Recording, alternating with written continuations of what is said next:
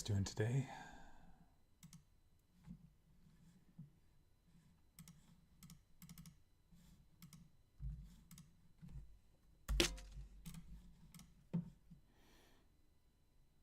All right, so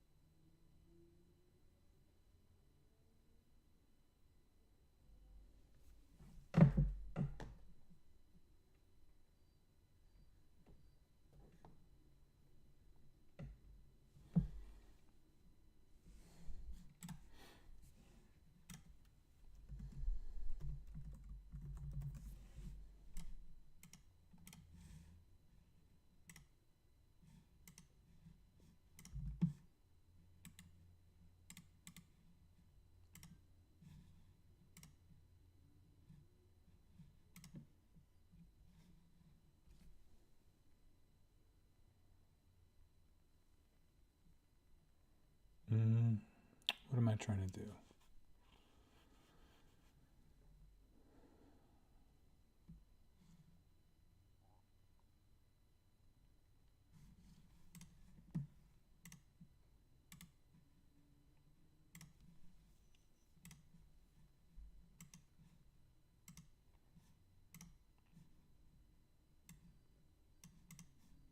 Okay, there we go.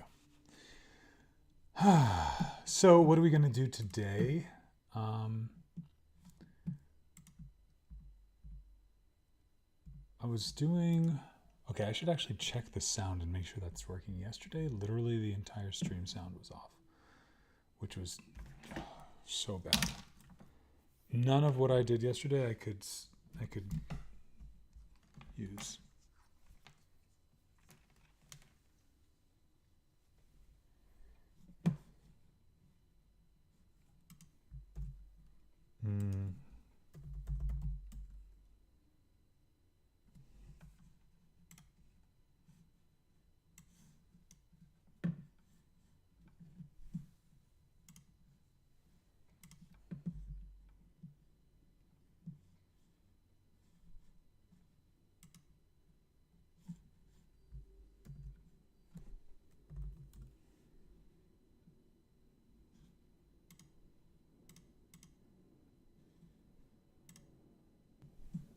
Okay, just testing to see if the sound is linked up because it wasn't yesterday.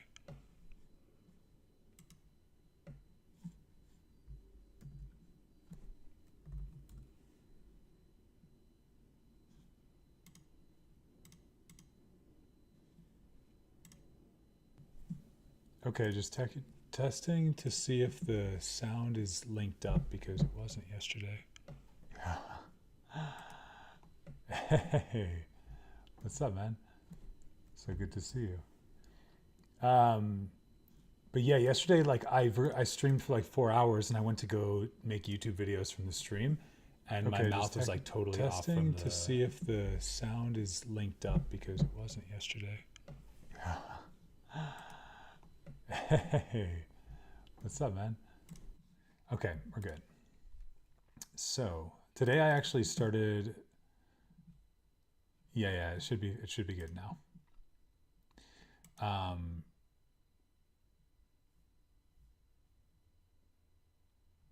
Yeah, it should fix itself now because it was just like I just want to make sure that my voice is matched to my mouth. So I wanted to check. What was I doing? I was doing. I started doing like YouTube Studio. I started doing promotions today, and this really weird thing happened. Like,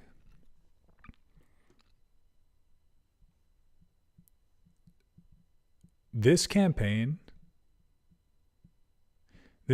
cost me $6. It got 0 impressions and 0 views. And then this one cost me $3 and I got almost 2,000 impressions, 28 views, and 3 subscribers. I don't really understand this. It's weird. Anyway, what's going on with you? Carlos. So good to see you, man. What are you up to? Actually, I need to. Does ChatGPT have a desktop app? Who cares? I don't even like. I hate ChatGPT. I don't want to download their fucking app.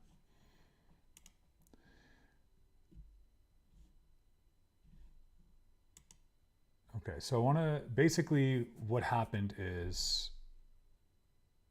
Oh. Yeah, man. Today I was hanging out with my sister, and she I went with her to do a shoot for one of her clients. She's doing social media, and like I just got some clients today doing Google ad stuff, which is like totally remote and pays pretty well. So I was like pretty crazy. Oh, that's amazing. Is there something going on in Via or just chilling for the weekend? Also tell her I say hi. What's ¿Cómo se llama? ¿Cuál es su nombre? Hola. Hola. Mucho gusto.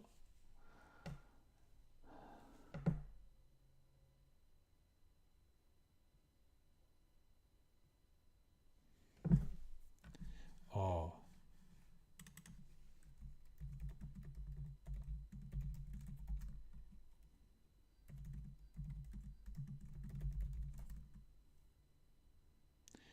Yeah, I think if you do YouTube, there's no ads.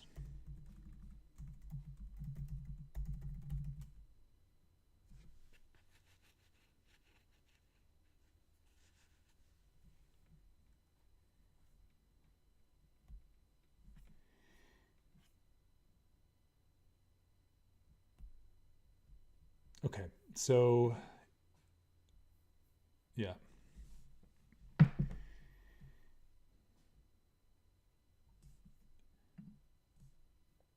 So today I really wanted to work on something new for my YouTube videos.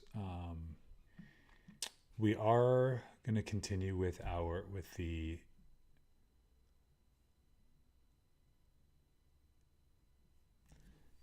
Why Korea Feels Like Home series, and yesterday I did a full script for food. It was really long, and it's kind of sad because like I want to say so much in the video. I could talk about food in Korea for like apparently I could talk about it for like 20 minutes because I made a script that was 20 minutes long. Um, and then I ran it through like GPT to get like how long it's going to be. It was like it should be 15 to 20 minutes. I was like that's way too long. So I had to strip out like so much of the experiences that I had from the script and make it mostly just about, or I'm sorry, I had to actually strip out the other stuff. I had to strip out like all the tips because I realized that if you're going to Korea for the first time, you can waste a lot of time and miss out a lot of opportunity just because you don't necessarily know like the right things, right places to go, the right questions to ask. And obviously for many people, it's not just a different language, it's like a totally different alphabet and sound. So it's not like, with English and Spanish, or with Spanish and like French or Spanish and Italian, you can maybe get by. And then if you go someplace and you speak some English, it's like whatever, like you can kind of get by. But if you want some of the good, like a lot of the good stuff in Korea, it's not going to happen through English. You got to know Korean. So, um, for example, like there's basically, if you want to eat spicy food in Korea and you're white, you need to know for sure that you're gonna get fucked. They're gonna fuck you on the spice. They're gonna say this dude's skin is the color of paper, and if I give him a chili, it's gonna stain his heart forever. So They just don't give you anything spicy. You could say, I want it spicy. They're going to give it to you 10% spicy. So you got to ask, you got to say, you got to go up to the chef. You got to say, look, I can handle it. I got this. But maybe you get lucky, maybe you don't. Sometimes that's happened to me. I still think that they fucked me on the spice. I still think that they went light because they're like, this guy, he has no idea what he's talking about. I don't want him to return. I don't want him to like complain about the food, so I'm gonna give him something not spicy. It's happened to me multiple times, especially mala, which isn't Korean, but it's the mala in Korea is pretty solid. I like it.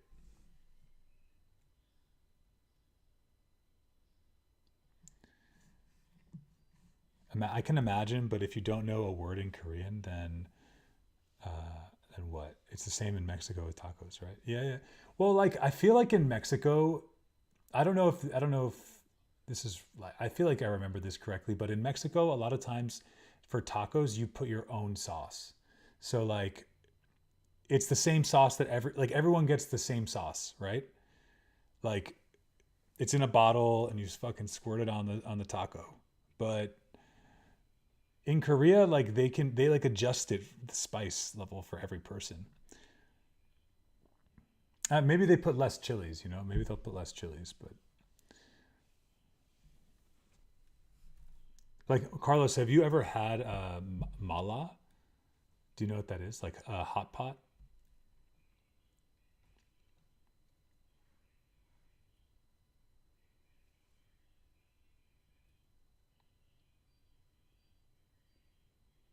Um, yeah. So like usually when you go there, they ask you for like a spice. They ask you for like a spice level. They're like one chili or like 1 to 5 chilies. How spicy do you want it? You know.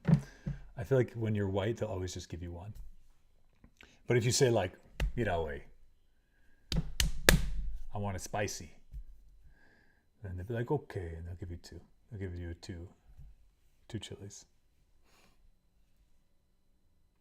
But then once you go to a place a few times, maybe and they start to know you, like they'll be like, okay, this guy. Once you do that, maybe like the next time you go, they'll give you the three. They'll just test the waters. Like I used to have a restaurant that was near my house that I would go to all the time, and there was I called it a hut. I don't think this is like an official word for it, but I called it like the halmoni shiktang, which means like grandma restaurant basically. And so she had like some spicy food for sure. And and when I first went there, I was there with my ex, and she definitely would skimp out on the spice for me only. And I know this because we asked for it spicy, and we got the same thing, my ex and I. And then I tasted hers and I tasted mine, and they were fucking different. 100% they were different. So when we went back the next time, I had to say to her like, "Hey, I know what you did. I know what you did. You know what you did, and I know what you did. Let's not make the same mistake twice." You know what I'm saying? And she still made it less. She still made it less spicy than my girlfriend's. But it is what it is. Eventually, over time, she realized like, okay, he can handle the spice. And then I leveled up. So, but it takes time. All right. So here's the thing. Why Korea is my new home? That's the series that we're making right now. I'm trying to figure out why Korea is my new home. The first reason was Korean food. I actually think what I'm going to do is there's a lot of reasons, but I don't know which ones I want to talk about first. So I'm going to go to trends.google.com and I'm going to see what are things that like are trends that, and like, how can I fit that into, why can't I drag this into the other one? Am I crazy? Oh, I know why. It's because, no, I can't. Wait, what?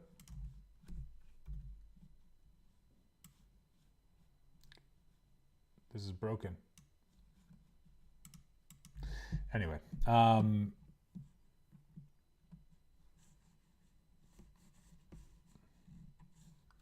we gotta go to trends.google.com, and we're looking for explore what United States is searching for right now. Now the question is, well, let's take a look, because I feel like most of the people who watch my videos are Korean, to be honest.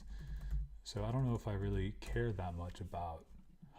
Oh, interesting. I could talk about. Okay, hold on. Let's see.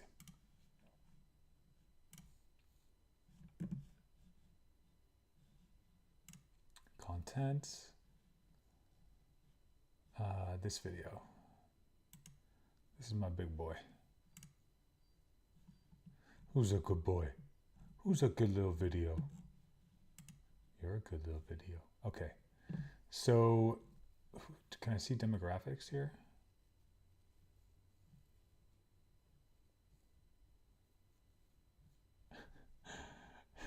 Dilphy Island. I don't know who that is, but I feel like you're someone who I know in real life. Is that wait, is that Leif?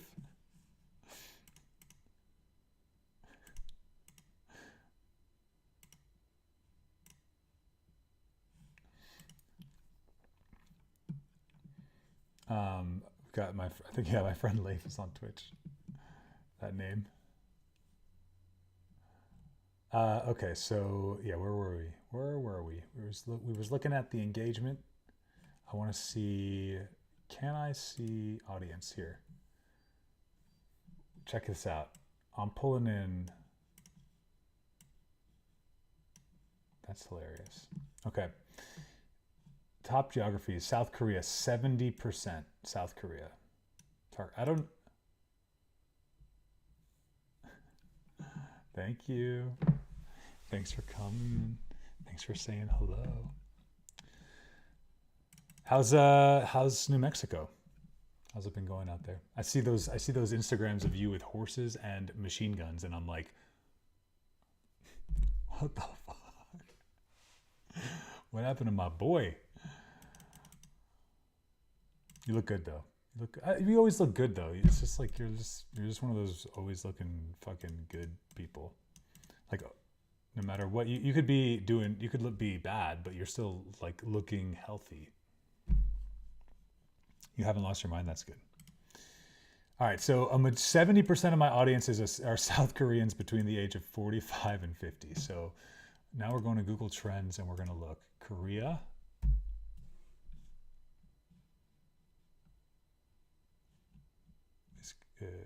Is it South Korean maybe? Do they distinguish between? Oh, look at that, South Korea.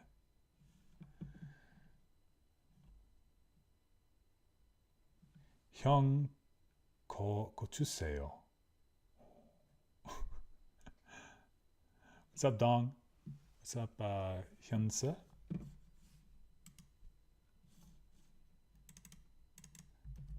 안녕하세요.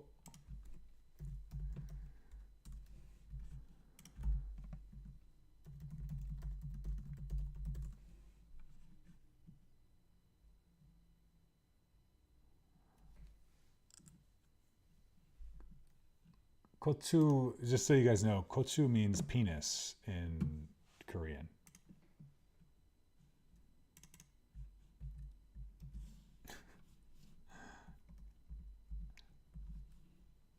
Just letting you know what he's saying.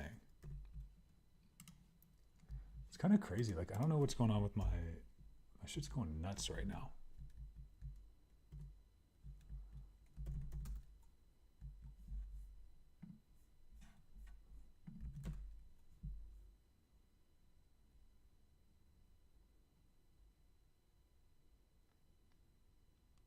알겠어. 동서 나이 먹었어 안 쓸 게 같은데.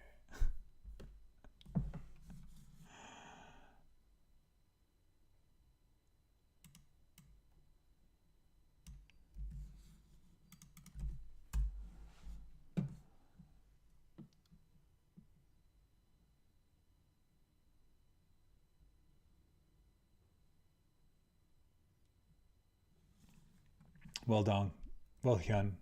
It kind of confuses me because Koreans, as you may know, Koreans will put their last name first and then their first name last.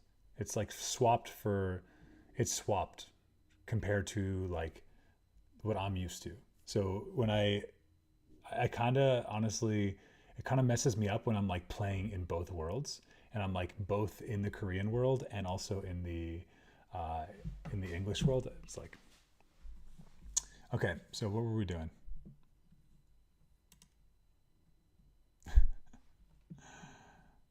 That's true. I am nationally American and Peruvian. 더 동현 맞아. 반갑습니다. Okay. So, yeah, what did I want to do though? I wanted to where is that?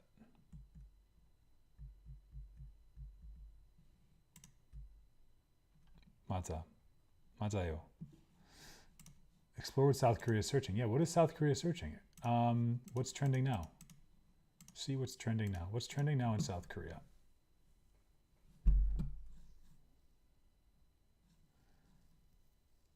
한화대. Let's see how much I actually know. Kia. 근데 현서.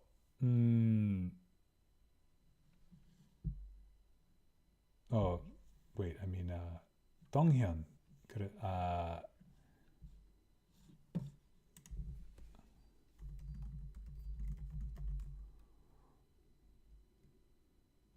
몇 살이야? 몇 살이에요? Because you call me Hyun, so I'm assuming that you think you're younger than me.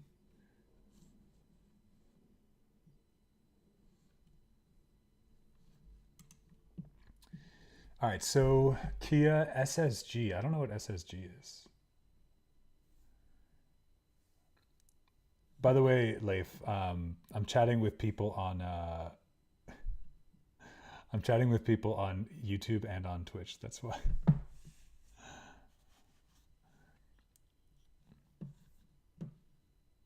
You probably should run that on the screen, honestly. But I'm actually gonna stop. I'm gonna stop streaming on Twitch because it's basically worthless for me. If you're not streaming gaming, it's almost like not.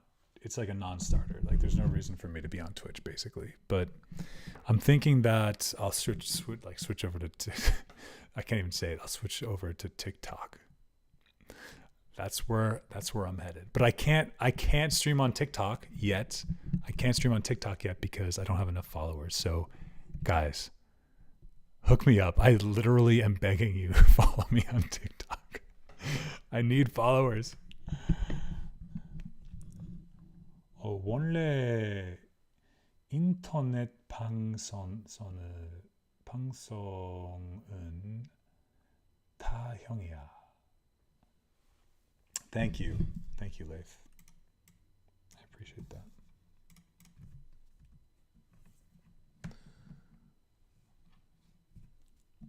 Oh, but I didn't Donghyun. I didn't actually know that everybody calls people Hyung on stream. That's actually really cool. That's good. Good to know since I'm in the industry now. Thank you, Leif. All right, so Lee Jong. This must be. I think this is an actor, right? Lee Jong. Let's take a look.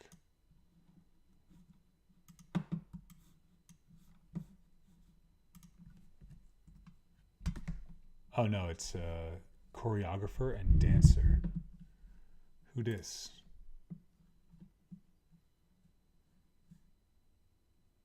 I don't think I recognize this person. Is that a lip piercing? It's pretty unusual. I feel like I don't think I've ever seen someone in Korea with that kind of lip piercing. Huh, cool.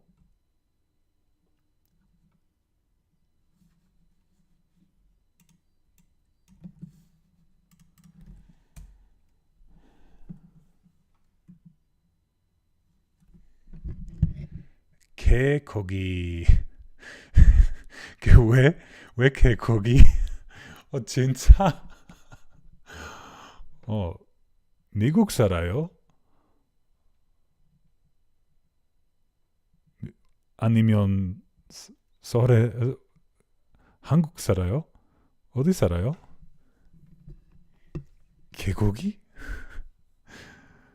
수육 수육 한 접시 하러 가자 우리. All right, Leif. I'll see you later, baby. Have fun. What are you guys playing?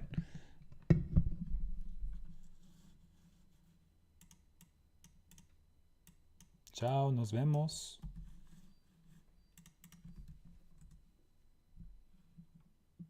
Damn, bro. I heard that they made Age of Empires in virtual reality or like augmented reality or something. It's wild.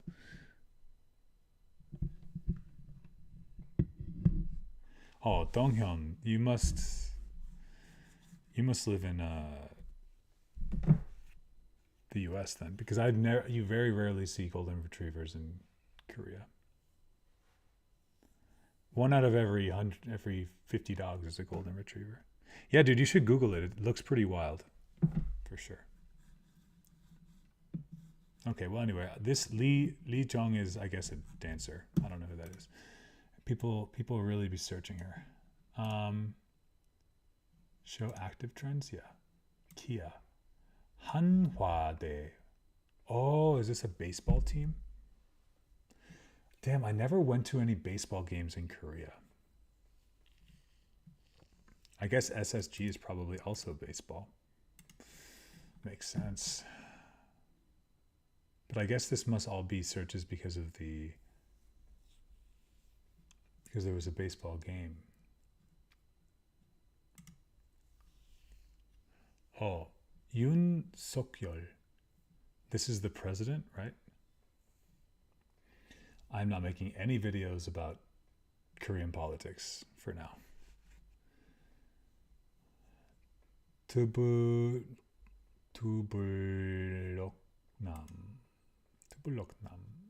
이건 뭐야? 투블럭남. 리거 브레전드. 이건 뭐야? Oh, this is League of Legends. League of Legend. League of Legend. I've never seen it spelled like that.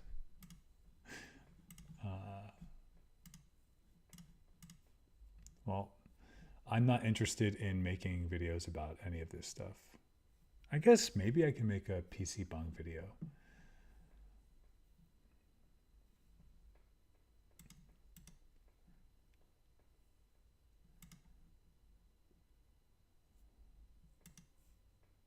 Okay, so yeah, what are we trying to do? I kind of forgot. I just kind of got caught up. Trending now. I want to make. Okay, do I make a video about? Does League of Legends have something going on? League of Legends.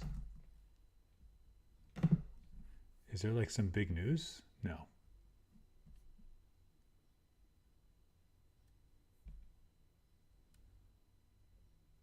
No idea. Anyway. These are all dead. So what? League of Legends is the only keyword that's trending right now, apparently. 200 코스피.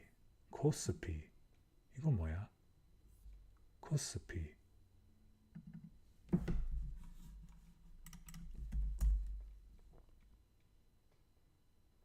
Oh, interesting. Korea Composite Stock Price Index.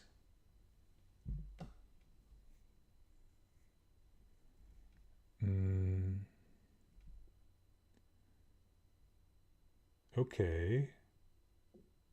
Do I want to make videos about Korean stocks? Not really. I wonder if it could predict the future. That'd be nice.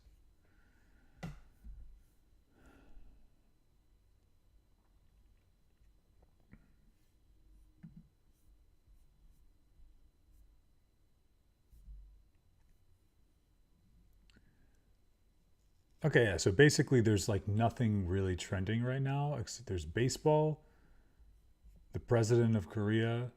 Did something happen with the president of Korea, or are just people always just searching him? Probably.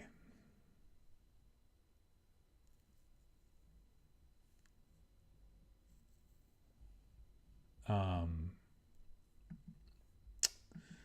I go past 4 hours here.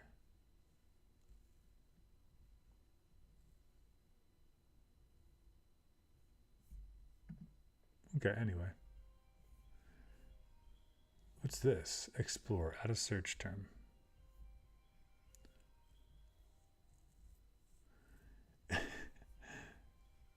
Yeah, right now the most popular things in Korea are baseball, Korean president, and League of Legends, and some choreographer that I never heard of called Lee Jong. Okay, what's this? South Korea. Let's say past day. What are people searching? Oh, 7 days is required. Okay. Soccer. Oh wow, soccer is really big. The World Wide Web apparently is a big topic. Hmm. Oh, YouTube search. That's what I should search for. Trigger South Korean TV series. Oh, people are searching about tariffs. Hmm. Yeah, but that went down again. I guess maybe there was like some spike because maybe something was said about tariffs, but I don't know. Hmm. Okay, so I guess I just got to come up with something on my own. There's really nothing.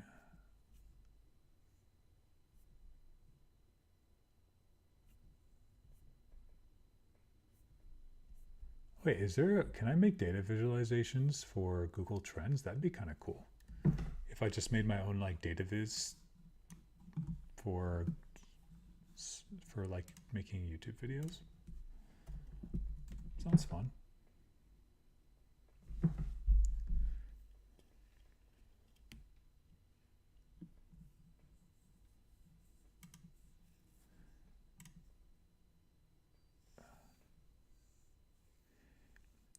이제 미국 살아요? 아니요. 서울에 살아요. 근데 여행에 여행하고 있어.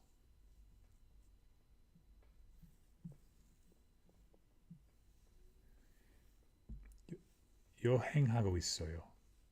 Oh, can streamers talk with would it be weird if I speak with panmal to my viewers, or do I have to speak? I have to speak Chondenmal probably, right?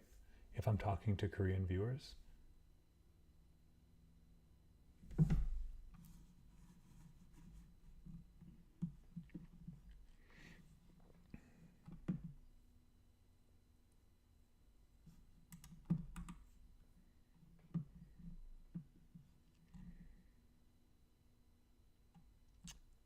Yeah, Dong, I have got to.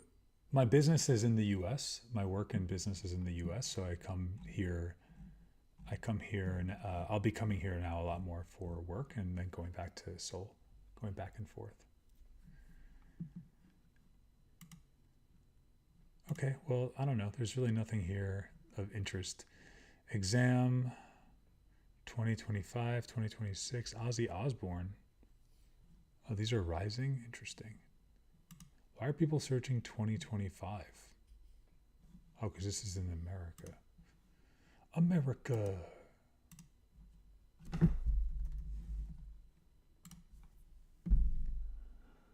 Anyone know what Miri Canvas is? That's interesting.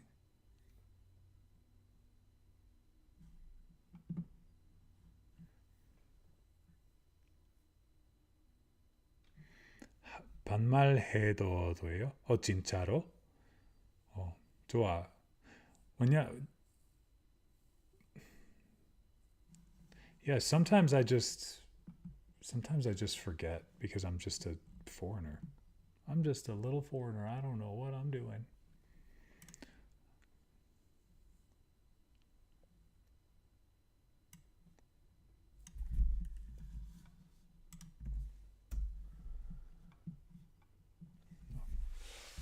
조금 조금 한국말 할 수 있어. 할 수 있는데 음, 힘들이.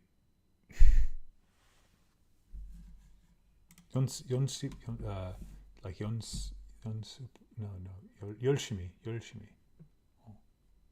right? But I do study every day. So I want to make more videos in Korean to help me study.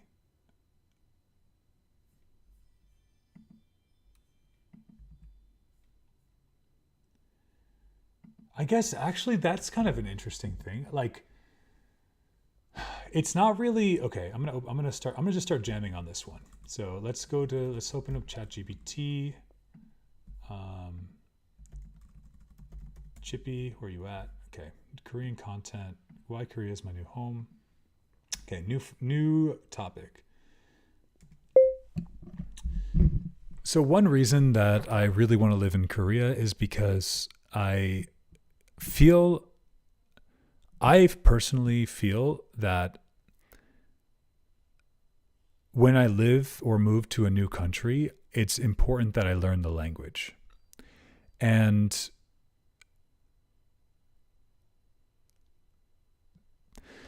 there's, as much as I would love to just be able to snap my fingers and be able to speak the language of the place that I live, you're going to have to put in the effort no matter what you do, right? Like I speak English and I speak Spanish. I speak I speak a few sentences of Mandarin. I've practiced that, but that does mean that I've practiced a bit with the sentence order of subject, object, verb, like in Korean. But I could, in theory, it would be easier for me to learn a language like Italian or French or something that's more along the lines of Spanish. Maybe even German, because I don't know if German would be easier for me as an American English speaker, because English is a Germanic language. But the point being that, like, regardless of what I learn, I'm going to have to dedicate a certain amount of time to learning.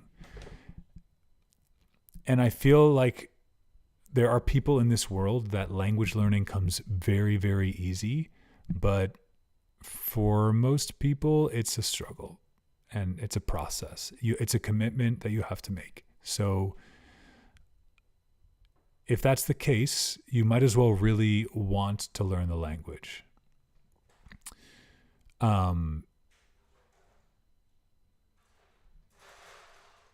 What can I say? I guess like I feel very motivated to learn Korean. And I think it's just, honestly, maybe this isn't a reason why I want to live in Korea. Maybe the fact that I want to live in Korea is actually the reason why I want to learn Korean. So I don't think this is really a video about why I want to live in Korea. But like, I don't want to live in Korea because of Korean, but because I want to live in Korea, I want to learn Korean. But Korean is a language that I enjoy, which I guess is kind of the flip of that. So when I somehow I feel really, I guess this could be a short video about why I live in Korea, but so actually I'm going to take this, I'm going to turn this into a separate video, which would be like, so this would be a video about my opinion regarding learning languages in the country you live in. A lot of foreigners, I think, would get mad at me for making this video. My time in Korea, I definitely met, like, depending on where you live in Seoul, you're going to run into different levels of English in general. So on one hand, you're going to there are places in Seoul where frankly, in my experience, most Koreans, when pushed, can speak pretty decent English. But hold on one second. In my experience, like most Koreans, no matter where you go in Seoul, can speak some pretty basic English, like enough that you probably could be comfortable. Like you could communicate effectively. On the other side of that spectrum, there are places in Seoul where you can go where there's a lot of foreigners and none of them speak any Korean. Like I lived in Haebangchon, which is a town. It's very famous for being a sort of like, it's like the expat hub in Seoul, I'd say. Itaewon is like the nightlife area for all the foreigners. But Haebangchon, I found it's like more about, like once you've decided that you're going to spend time in Korea as a foreigner, it's a place where there's like communities of multicultural communities. It's not just like English speakers. You have French speakers, Spanish speakers, but it does kind of feel like if you are an expat looking for an expat community, Haebangchon is where you're going to settle. And it's not, I mean, I guess it's kind of obvious to think and to like, it would be obvious to anyone to say, okay, well, in Haebangchon, that's where you can find the Koreans who are most likely to speak fluent English. And it's true. Like, in my time in Haebangchon, for example, across the street from my apartment, a bar opened up. And that when I would go to that bar, the girl that opened the bar, she was dating for like 11 years. She was dating like a white dude who didn't speak Canadian. I think he was Canadian or something. He didn't speak any Korean. And so she was constantly speaking in English with him. And therefore other people were always speaking English. And even the Koreans sometimes would speak English. The vibe was always like English heavy in that bar. And I feel like that's just one bar that was kind of copy pasted. I mean, that bar, I love that place. And I'm not saying that it was like creatively copy and pasted, but just that idea of people speaking a lot of English was copy and pasted all around Haebangchon. And so Haebangchon has become just like foreigner town. So like, for example, when I went to Uide, where I lived for quite a while when I was in Korea, in Uide, like basically I don't think I ever heard English being spoken a single time, not even one time outside of me. But I still knew, I tried to speak Korean with people to my best ability, but if sometimes people would be willing to, like, they would just say like, okay, well, this guy can't speak Korean, so like I'll try to speak to him in English. And sometimes like they would understand what I'm saying, but respond to me in Korean. And my Korean is usually good enough that I could get through the interaction. So yeah, it really depends. English fluency in Korea really depends on which neighborhood you're in. And then the rest of Seoul is kind of like that spectrum. Like there's Haebangchon is probably the most English speaking neighborhood. And then you have like Itaewon is actually, I feel, Itaewon is like it's not really a dong, right? It's not Itaewon dong. It's like, hold on, let me Google this. Because what I'm trying to figure out is like Haebangchon is a small neighborhood inside of Itaewon, I think. So I'm pretty sure Itaewon is like a shi, like Itaewon shi. Itaewon. Let's see. Itaewon. Ani. So it's in Yongsan, and Haebangchon, where's that? Inside of Yongsan. So actually maybe Haebangchon is not inside of Itaewon. I'm wrong about that. Haebangchon. They're both probably in Yongsan.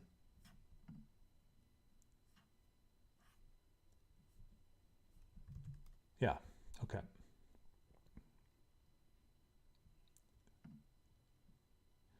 That's hilarious. Haebangchon is Freedom Village, which I feel like is exactly the name you would expect for like a foreigner part of town. I love it. So, okay. And right, the big thing was that like inside of Itaewon, there was the army base. And inside of that army base, was a huge, I mean, a US military base. It was huge. I think there were like 20,000 soldiers or something. I'm making that number up, but I know there are 30,000 soldiers in Korea right now, approximately. And I think a majority of them were in Itaewon. I'm pretty sure. I'm like fairly sure about that. So Haebancheon was kind of like the area where a lot of foreigners would kind of go and get apartments if they were living off of the base. So anyway, so yeah, Itaewon, Haebancheon.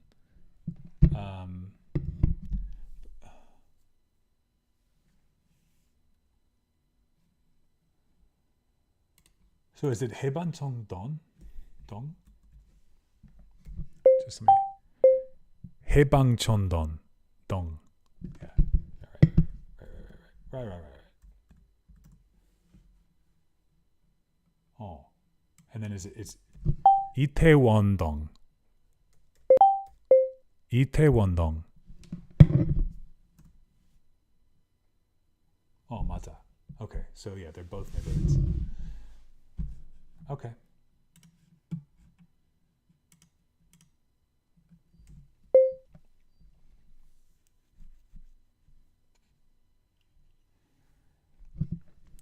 Donghyun said, 미국 이디주에 살다 왔어. 어디주에? New York.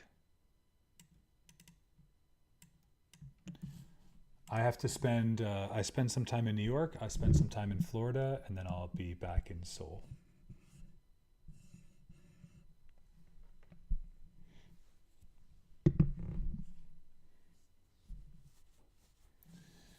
So, okay, back to what we were talking about.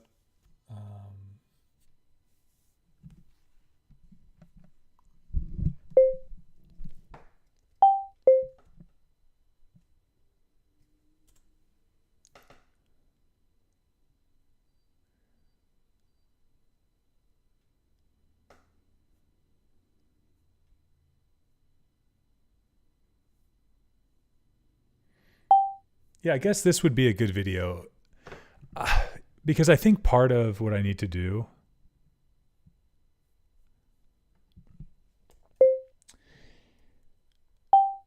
I do feel like a lot of the content that I'm making on YouTube is going to have to be a mixture of like targeting foreigners who are going to Korea and then also targeting Koreans who are curious about like what's going on in like in foreigners' minds, because I do feel like Koreans are curious.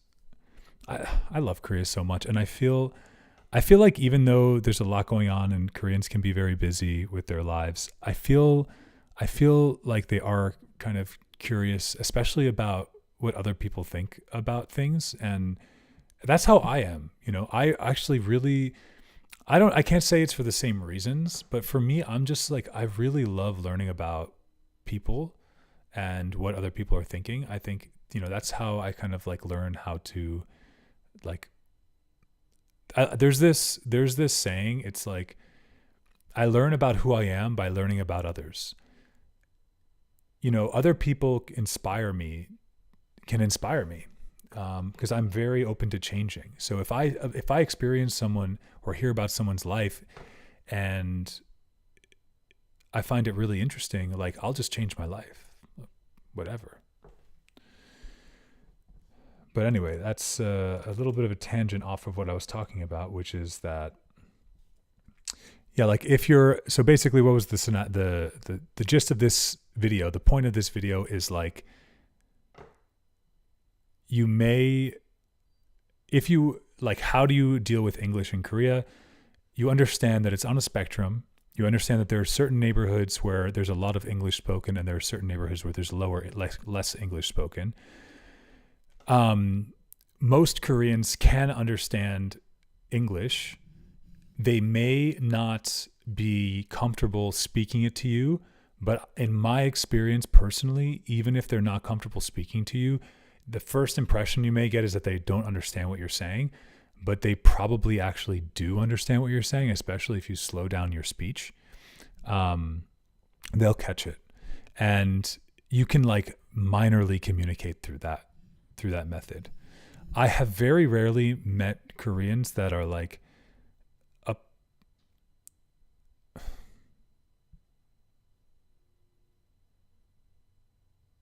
I do feel like Koreans can be quite polite, regardless of, like, it could be very easy to get the impression that a Korean person is enjoying a conversation with you, even if they're not.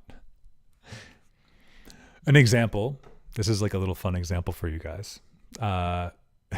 It's kind of embarrassing. On my way back from Seoul to come to New York, I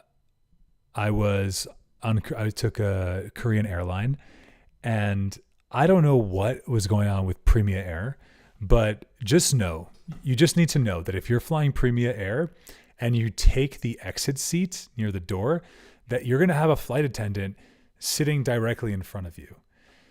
And I mean, typically, like in my experience in life, like I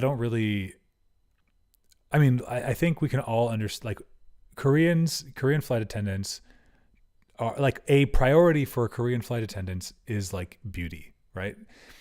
Like I'm not saying anything. I don't think I'm saying anything wrong when I say that like these airlines seem to be like specifically trying to hire beautiful women to be working for the airline, or men, but I feel like I see a lot less men. So if you're sitting in the exit seat, that means what's going to happen in Premier Air is that right across from you, like sitting basically knee to knee with you, is going to be a really beautiful Korean flight attendant. Like she's just going to be sitting there, and you're going to be sitting there facing each other like for 10, 20, 30 minutes, depending on, like there's a landing situation, or, like how long it takes to land, how long it takes to take off. And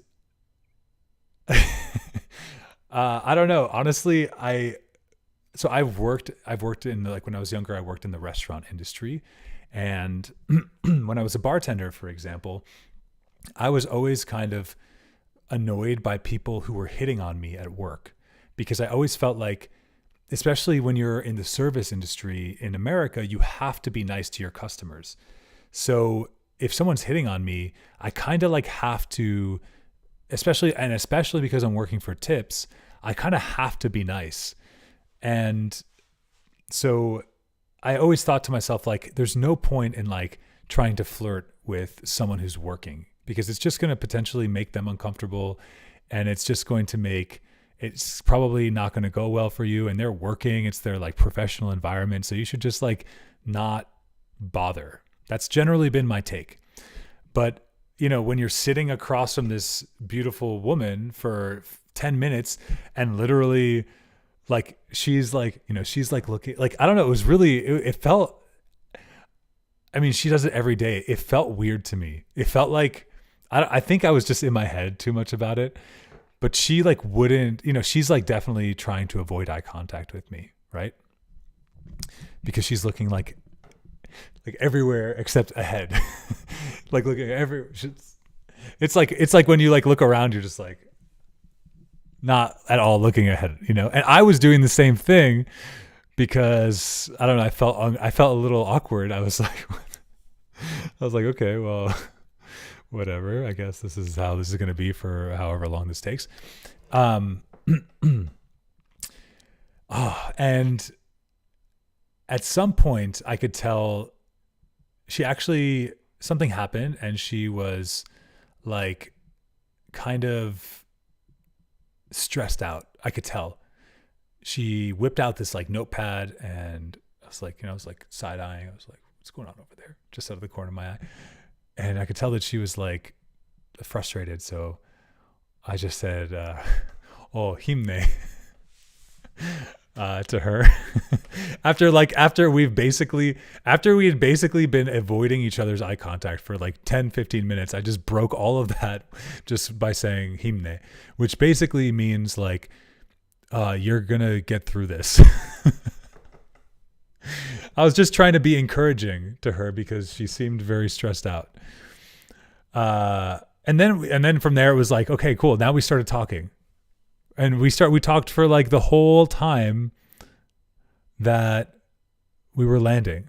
So once I said that to her, like we just start talking, and then I even remember thinking to myself like, okay, well, I'm gonna say I said this, but I'm gonna then just like back off, and I'm not gonna say anything. I'm just gonna let her if she wants to keep talking to me, at least now I've like made it less awkward that like, hey, we don't have to just like look around for 20 minutes to avoid eye contact. Like it's okay. Like I'm a human being, you're a human being. Like we can acknowledge that we exist, but then she actually asked me a question. She's like, oh, like, where are you? Like, are you going home, or you live in New York? And I was like, okay. So she followed up with, this is actually like even a little delay between that, right? So she kind of reinitiated. And so then we just, like I said, we talked, and I don't know, we were landing. So it was probably like 25 minutes of like us just landing. And, I was like, oh, so like, do you get to spend time in New York? Like, do you like, whatever, do you like being a flight attendant? Like, it was actually her first day flying. And I was like, well, are you staying in New York for a few days? And she was like, yeah, like we get to stay for a few days, blah, blah, blah. And I was like, oh, well, maybe I can show you around. And then it was, she just straight up was like, she was like, I was like, maybe I can show you around. Do you have Cacao Talk? I actually said that because I wanted to like flex, like, yeah, see, I'm not just some foreigner. Like I have Cacao Talk. Like Cacao Talk is the messaging app that you use. Like once you've got a little bit of time in Korea under your belt, you get Cacao Talk, because it's like, now I'm serious about living in Korea. I want to connect with Korean people who don't use WhatsApp. They use Kakao Talk. So I was like, oh, I have Kakao Talk. Like maybe we can exchange Kakao Talks. Like I could show you around. And she was like, oh, I don't know my ID. That's what she said. And I was like, okay, that's and then we went back to awkwardly looking around the for the next like 20 minutes. But yeah, I forgot why I was telling you that story, but that just that popped up in my head, and I thought that was funny. It kind of happened recently. I'm going to put that in. I'll make that a YouTube video. That sounds like a fun video.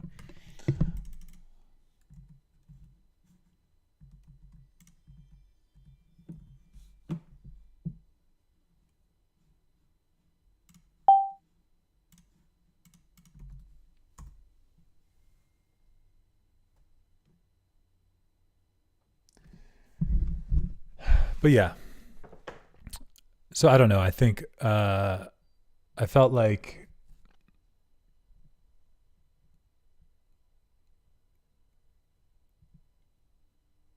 I think what I was saying is, oh yeah, that's why I started saying this, because I was saying you might be in there might be situations where Koreans are acting polite to you.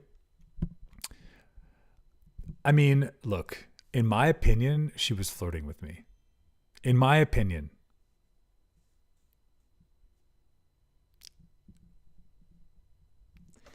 Our conversation didn't seem one-sided. It didn't seem like, maybe she has a boyfriend too. Who knows? It's possible. There are other options other than she wasn't interested. But I don't actually, though, like, Korea is kind of known for being shady when it comes to relationships. Like, I wonder if she, actually, I never really knew this. I don't really know this because I've never asked any of my friends who are girls in Korea. I've never asked this, but like if a guy, let's say you're in a relationship and a guy asks you for his Kakao ID, like would you give it to him? I don't know how a Korean girl, I'm kind of curious how Korean girls would respond in that situation.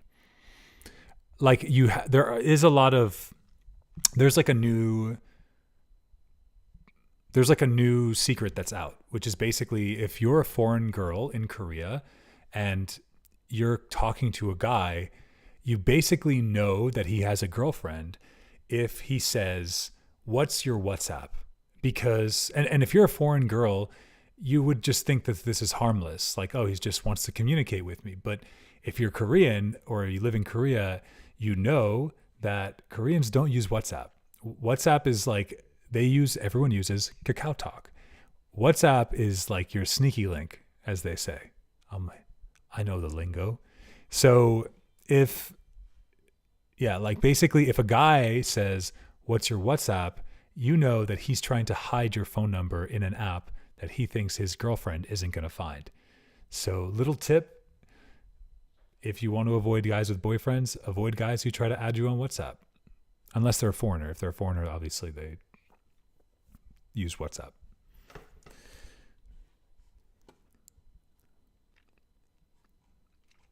Actually, that could be a fun video too, like things to look out for when dating as a foreigner in Korean. Because actually, yeah, I'll make that video. Things to look out for if you're a foreigner dating in Korea as a video idea.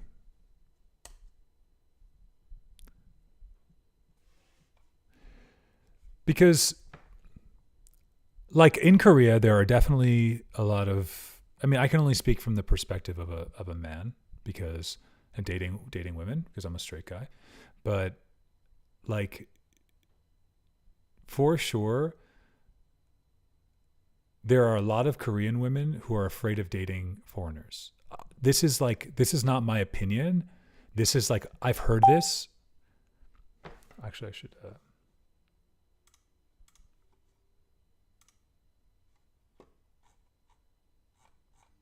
wait, what happened to my thing? Bro, didn't I just put this video here? Wait. 왜 그래? All right, new video.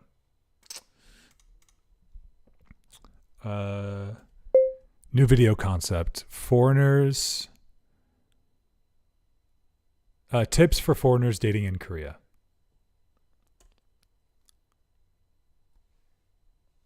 Okay. I hate that it does that. Instructions. Never add your own content. Always just use my content and take notes. Okay. So, yeah, what was I saying?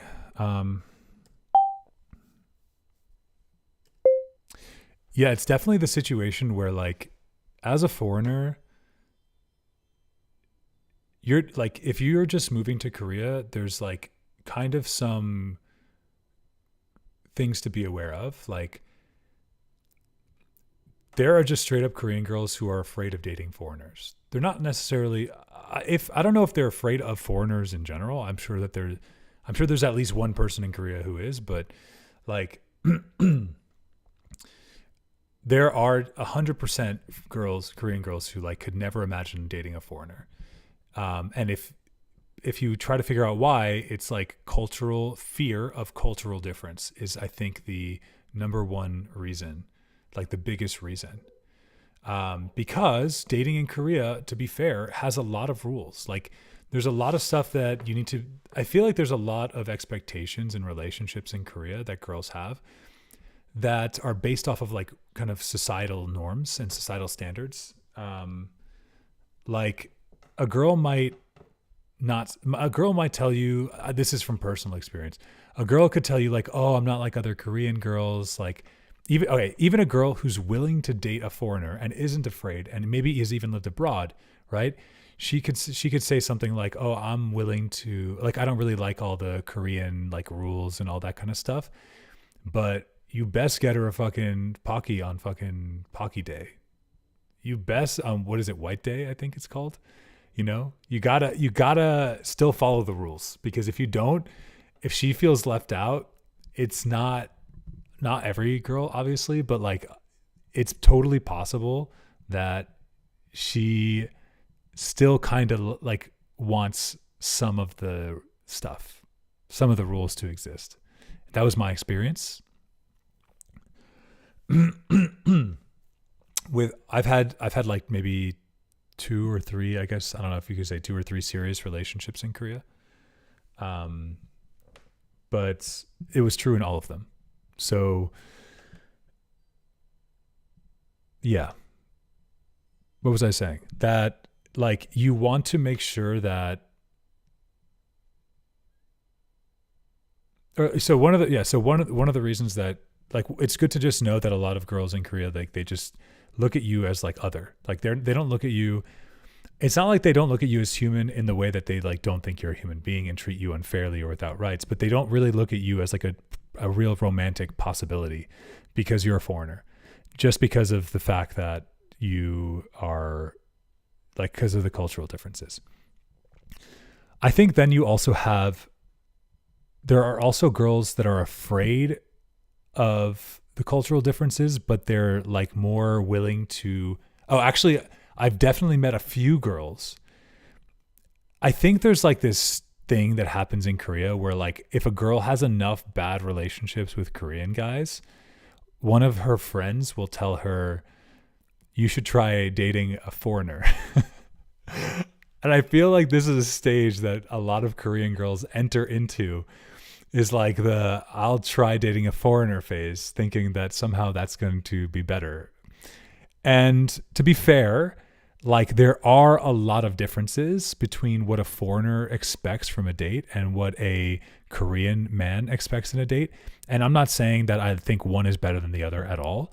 But what I will say is that they are very different. And if for a Korean girl who might want a change of pace or to try to like see if maybe that's more something that she is interested in, like it kind of makes sense because Korea is a homogenous culture. So like it's not like in the US where like diversity is built into the experience. Like in Korea, if you want diversity, you need to seek it out intentionally. So yeah. So that's kind of a phase that you could be meeting a girl in. If you're a guy dating in Korea, you could meet a girl in that phase of like, I am curious about foreigners because I've dated a few Korean guys and it hasn't worked out well. The things that I would hear from my friends who are girls are like, some things that they don't like is like the pressure to have to always, it's a lot about like pressure. Because I think Korean relationships have a lot of pressure. There's a lot of rules, and rules create expectations, and expectations create pressure. It's just obvious. But I think there's this idea that like for foreigners, and it's, I think in a lot of ways true, there's a lot less expectation, or I should say there's a lot less rules, and therefore a lot less pressure. So, but it's not necessarily better. It's just different. So that's kind of, yeah, I think you have to be aware if you're a foreigner living in Korea. Like this is, I think, where Itaewon comes in, because like what I realized when I went to Korea, if you're just like new to Korea and you just don't really know much about Korea, like you're probably going to wind up in a few of like one of the same places where all the foreigners go. Haebancheon, Itaewon, maybe Myeongdong, maybe Gangnam, right? So like that's something that you have to realize, like in those situations, that's pretty much where all the foreigners are. And a girl who's kind of going out for the weekend and maybe looking for cute guys, if she's in that phase of her life where she's like, I kind of feel like I want to try dating a non-Korean, she's probably going to spend her weekends in a place like this, trying to meet like a foreigner hubby or a foreigner boy toy or whatever. Again, saying this is secondhand information, but it comes from reliable sources. And also it actually is firsthand experience, because what I was saying is, like, when I first got to Korea, okay, it fell into that exact same trap. I'm like, okay, Googling. It's like what you do when you go to any country. You Google, like, oh, where do they speak English the most? Where's a good spot to stay? They're going to tell you exactly what I'm telling you right now. Haebancheon, Itaewon, Hongdae, etc. So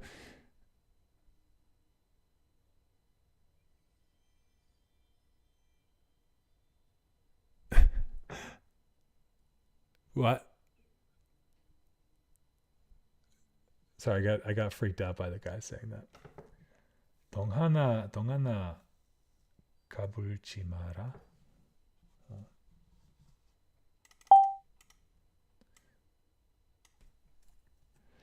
Um,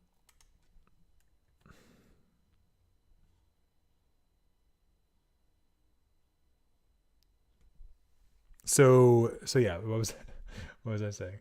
I was saying, okay, so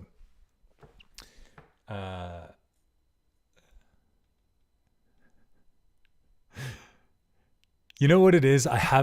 There's no one behind me. I know there's no one behind me, but lately I've been having there's this scary movie that I watched that really fucked up my head. And now sometimes, honestly, I get like, I don't really believe it in my soul, but like I get like nervous. It's so bad. Anyway, so what I was saying. So as a foreigner, I go to Korea, I'm here, I land, I'm like, okay, well, I'm going to go to one of these places that is recommended. I actually started in Haebancheon in a Hongdae, because that was the number one place. And I did not like it. It was not for me. Hongdae is, I think if you're a foreigner, you're going to Korea, you're like picturing Korea in like all the stuff you see on the TikToks and all that shit. I think Hongdae is probably going to be what you're looking for.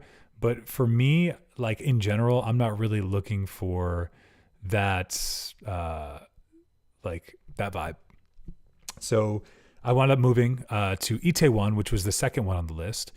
And what I learned in Itaewon is that, like, if you go out, I got there when I first arrived in Itaewon, it was the weekend. So I got there on a Friday. And when I went out at night, I felt like there were a lot of, there was a lot of romantic interest in me that was kind of like targeted.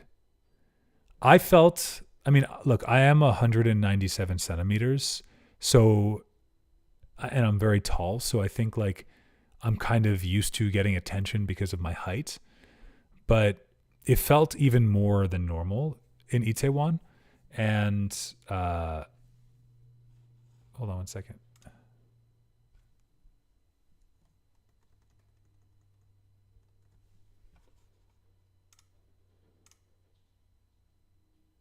So yeah, it felt like a little bit more.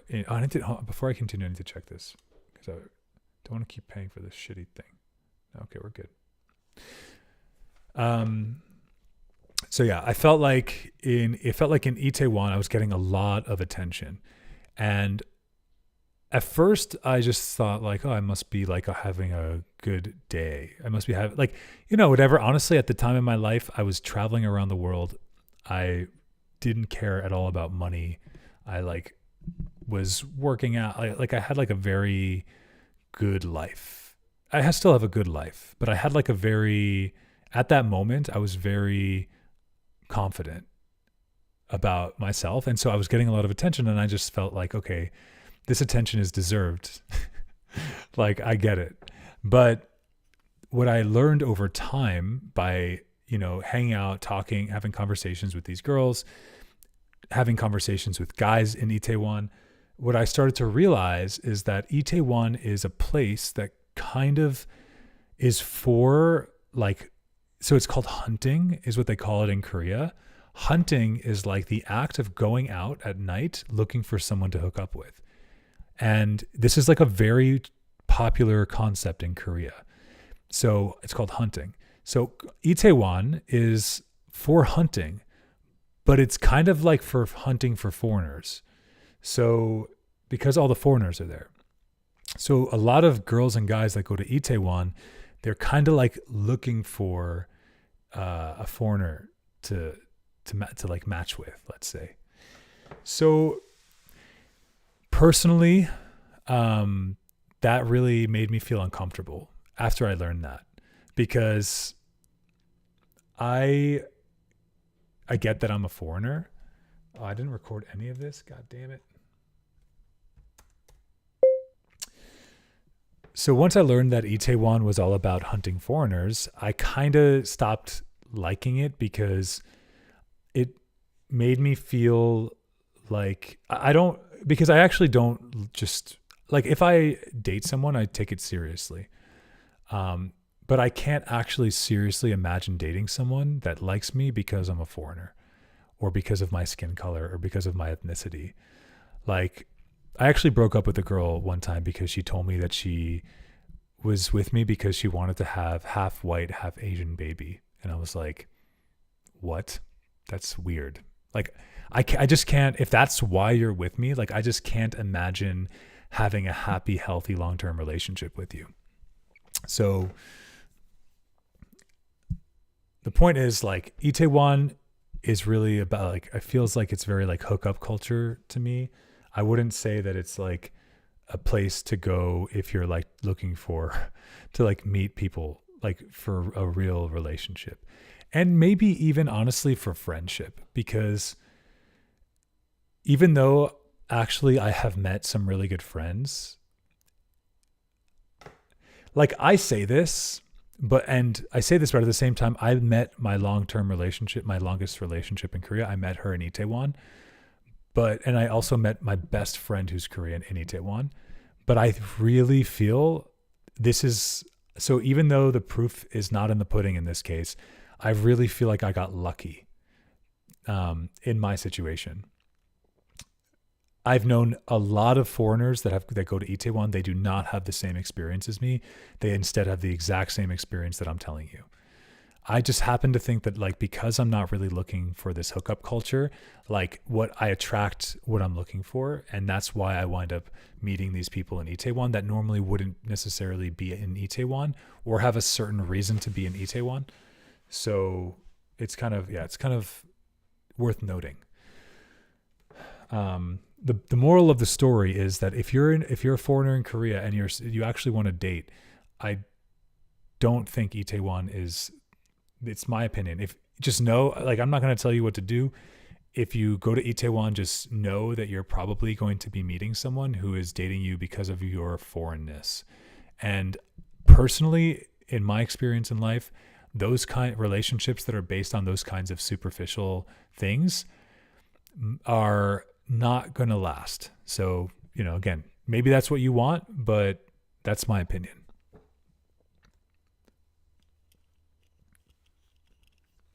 So anyway, that's something, that's something worth considering. And I think I do feel like online dating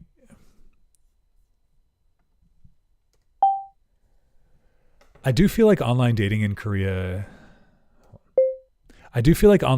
Korea is the more viable route. My Korean guy friends are like, they don't think online dating works in Korea for meeting Korean girls.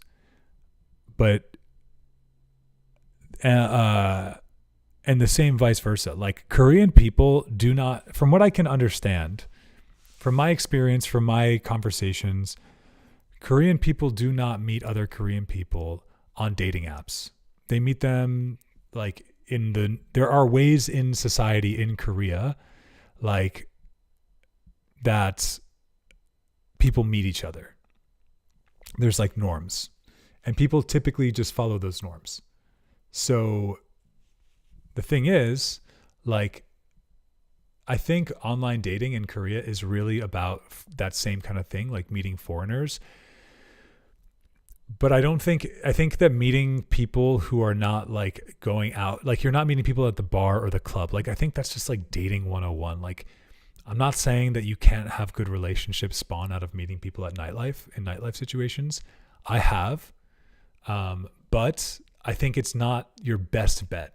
I think online dating is actually better, because there's a lot of people that are going to be on there that are not like, like if you want to date someone who goes out clubbing and partying and stuff, then I think you can meet them going out. But like, if you want to meet someone who's not like that, then maybe going clubbing is not the best route. Though that's kind of in the rest of the world. In Korea, I'm kind of going to go back on my words here because honestly, this is not something that I was told. This is something that I felt this is my own observation that I came up to is like, I feel like so many Korea, like in the US, excuse me.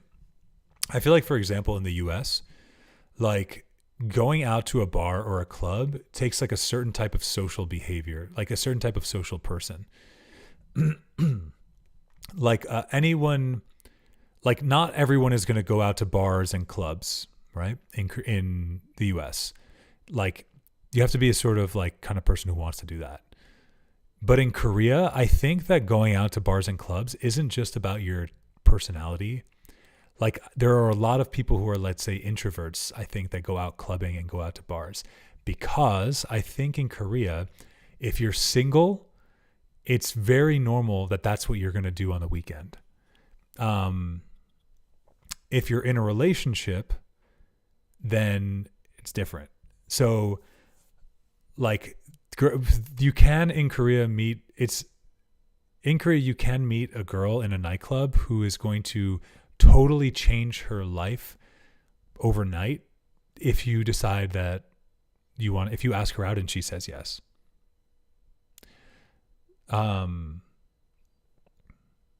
But that's not always true. I dated someone in Korea who, well, anyway, I won't get into that. That's a crazy story for another time.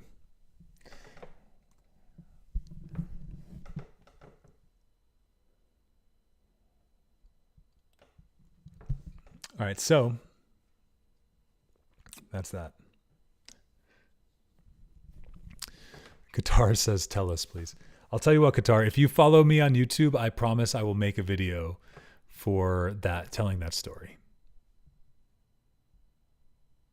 But I actually can't tell that story right now. By the way, everyone, I am a YouTube content creator. I am on Hello Talk right now, but you should find me on YouTube. To find my YouTube channel, all you got to do is go to my profile, click over here, go to my profile, and you can see my link for my YouTube channel and just find me there on YouTube.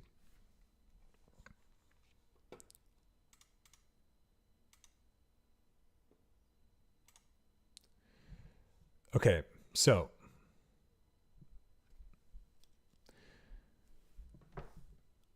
let's see. Let's get back to the original. Those were a lot of little stories that I came up with, which is good because that's actually, I think I can make videos about all those things. Why Korea is my new home.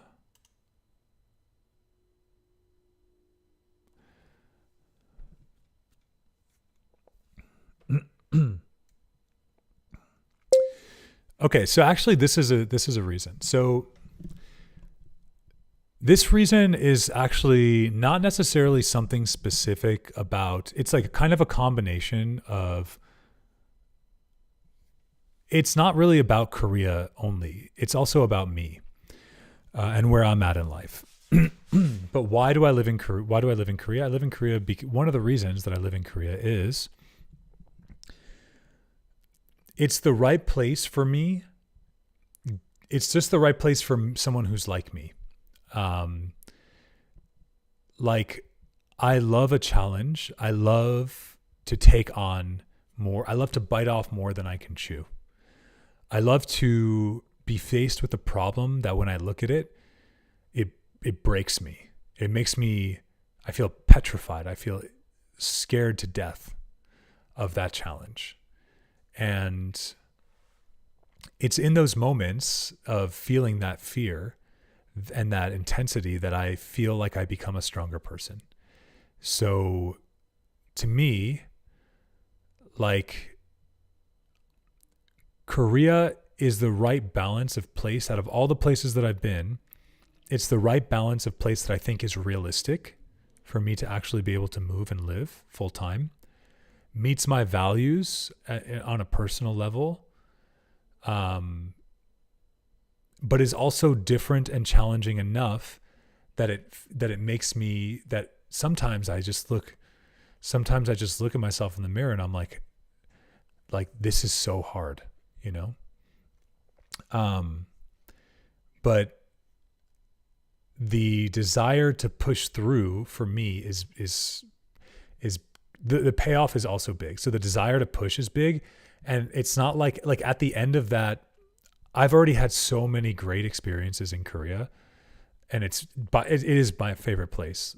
But on top of that, it is a big challenge. Even the language alone is a huge challenge for me. I don't know why, but I really am struggling with.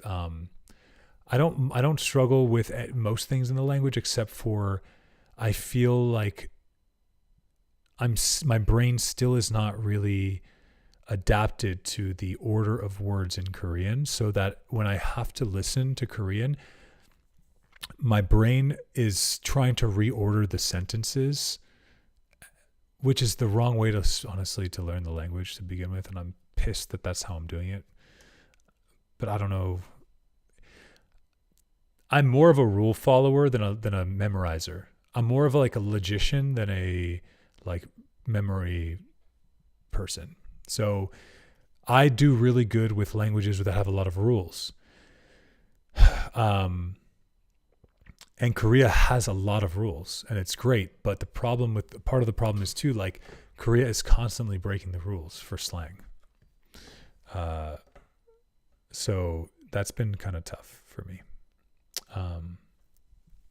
Anyway, it's a challenge. That challenge gives me so there's that challenge that I'm faced with, but then when I see the payoffs that I get by being in Korea, when I, being there day in, day out, my friends, my relationships, the society, when I really take a moment to observe and experience and be present with what's happening around me, I feel so inspired to push through the difficulty that I feel very confident that I'm going to that this is going to be the right place for me, because I know that I'm inspired by the environment is inspiring me. And even though on my part, I'm not there yet, to be, I'm not really fully integrated in Korean. I'm not Korean yet. I'm not a resident. I'm not speaking the language fluently. I still have to figure out how to, I want to figure out how to get property there. There's a lot of stuff that's on my plate that I'm going to take on, that I have to. And those are all parts of my goals. But I know that when I get to the end, that the journey is going to have been worth it. So, obviously I can't know that 100%, but I feel it in my heart. So that's one major reason why I live in Korea. What is the difference between having a Korean girlfriend and an American girlfriend? Well,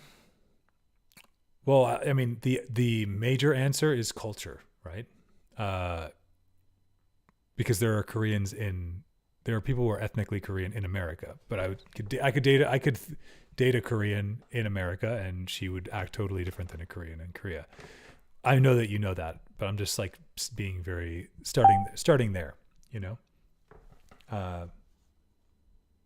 gonna actually I don't know if I'll make this a video. I think I'd get canceled, but maybe I'll make it a video if I'm feeling spicy.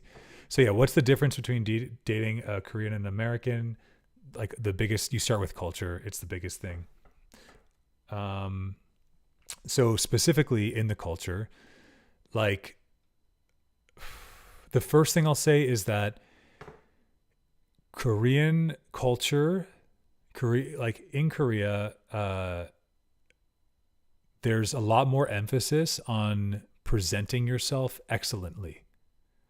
So, for example, like one thing that I saw recently and I agree with is like in the US, like people have no problem just getting dressed in like their pajamas and going to the supermarket, being in their pajamas and going to a bar even. Like American people have no shame about they don't feel any pressure to meet any societal norm. Some do, but some don't. And in fact, some like actively don't want to do that because they feel like men are oppressing them. So in America, they feel like men are oppressing them. So they intentionally don't do things like that because they feel like they're just giving into like misogyny. So that's like a pretty, so like that's just an example of like a broader topic, which is like in Korea, the general vibe is you got to put a lot of effort to meet the expectations of society. So how you dress, how you like, putting on makeup, even guys put on makeup in Korea, the kinds of, the way you speak, the kinds of cars that you drive, like there's a sort of like unwritten contract, like there are gender norms in Korea. Like men act this way, women act this way. And for the most part, it's pretty consistent. And yeah, so that again, in America, like that doesn't, it's not like it doesn't exist for anyone. There are definitely plenty of women who do that, who like try really hard to present themselves like in a way that is like the general idea of like what a woman is. But I can say pretty I would say with like pretty strong conviction that it's like not even close to the pressure.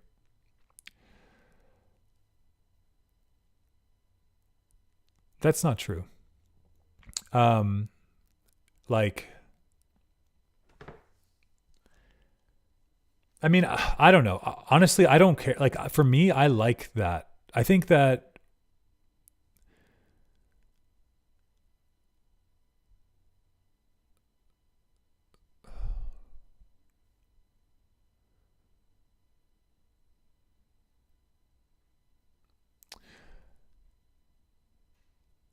I don't feel like that you have to give up your soul just to follow rules. Like, because the thing about the US, look, I like the US a lot. Okay. But like, it's so free. Everyone has so much individual freedom. And this is kind of an experiment. This country and like its values is an experiment in like human history. There hasn't really been a lot of places in the world like the US that have this experiment. So it's all this individual freedom comes with it comes with a cost. The cost is kind of chaos in society, because when everyone is so focused on individual freedom, like you lose the cohesion of society because everyone is so unique. So you lose the collectivism. And collectivism has some downsides, but it also has some pros. So I wouldn't say that Korea is like soulless at all. But I feel like the soul of Korea is like it rests in the collective. And it's like a collective soul. Whereas like in America, it's like an individual soul. And, I mean, I don't know, whatever, spiritually or religiously, like, whatever. But like, I don't know, everyone can believe what they want to believe. But like, to me, those aren't that different. Like, we human beings are individuals, and I also believe we're one at the same time, personally. So I don't think that I think having the idea of an individual soul is a beautiful idea. I also think there's a lot of beauty in the idea of a collective soul. And I don't think one is better than the other. I think that they're both beautiful. And but personally, my personal preference for life is the collective soul. So far. I think also as a foreigner in Korea, I have a unique experience. So I don't truly know what it's like to be a part of the collective Korean soul. I don't know if that's ever going to be possible for me. I would love to be accepted into that soul and try and see what that feels like. But yeah, that's kind of why my title for the room is like Becoming Korean. Becoming Korean could mean legally, but when I say becoming Korean, I mean more than just like the legal, like legally. I also kind of mean like becoming Korean as a, like part of the collective.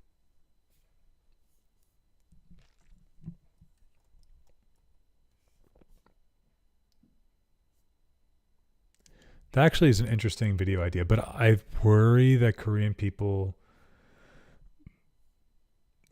I wonder what, I don't know, whatever.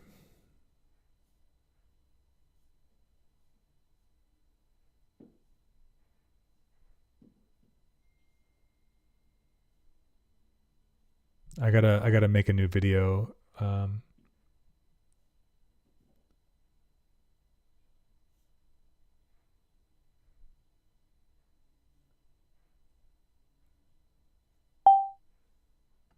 Okay.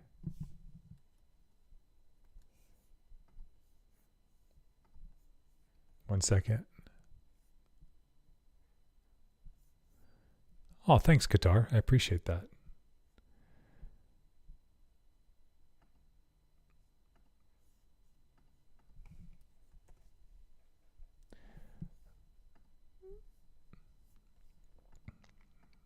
Just a reminder to everyone here. I am on Hello Talk and I am streaming.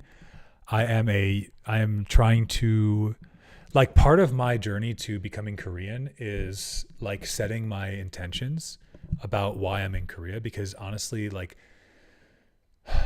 it can be challenging and I can go into all of that, but part of the journey of becoming Korean requires me to be very clear about my intentions in Korea. And how I'm doing that is through making content about Korea to show like what my intentions are. So for those of you guys who are watching, I appreciate if you're watching on Hello Talk. It's nice. I am trying to build a community on YouTube so that I can show that I have legitimate and also like well thought out perspectives that aren't just like silly. And I would really appreciate if you guys would help me on YouTube by subscribing to my channel and supporting me there. I make content every single day. So if you were willing to support me, which would really help me, you can find my YouTube channel in my profile on Hello Talk. It's just at Ash Auster. Yeah. But if you just click on my profile, you could see the link in there. Okay, back to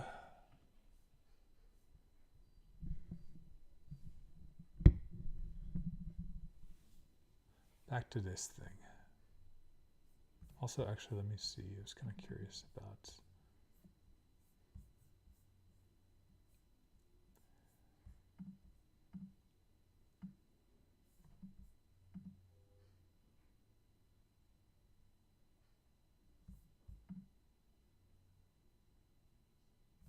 Okay, so back to the video ideas.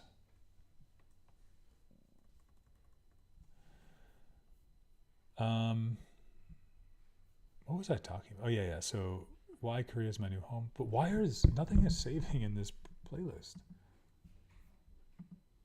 Like I literally added. Oh, there it is. Okay.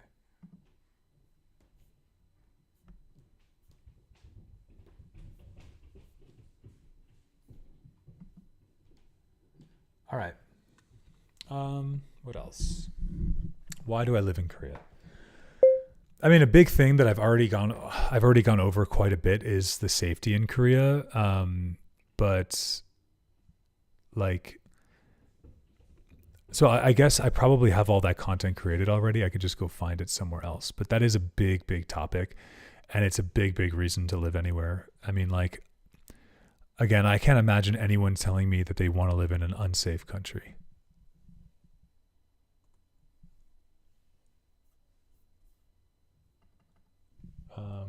That's actually a new video, though.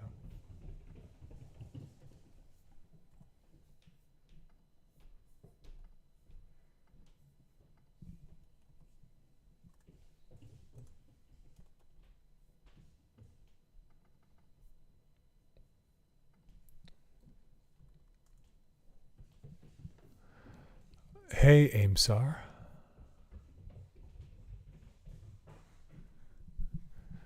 How do you like living in Korea? Because for me, I only like it to travel their country, but not to live. Have you tried living there? Like, have you actually? I'm curious to like if you've actually done it, or is it just like you feel like you wouldn't like it? But yeah, I mean, I love living in Korea. I say to me, it's home.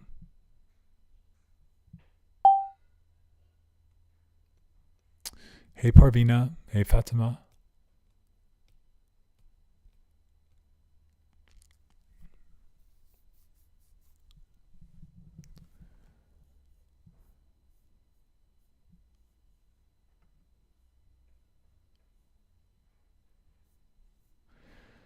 But yeah, actually, that's so you're asking how do I like Korea? Like that's pretty much what I've been talking about, and I'm actually making a YouTube series about why I live in Korea. Uh, so I'm trying to come up with the all the concepts right now. Hell yeah, banana bread at work. Hell yeah. Aimsar, I traveled there last year. I encountered positive and negative experiences. Yeah. Um, I feel like I experience positive and negative experiences just about anywhere.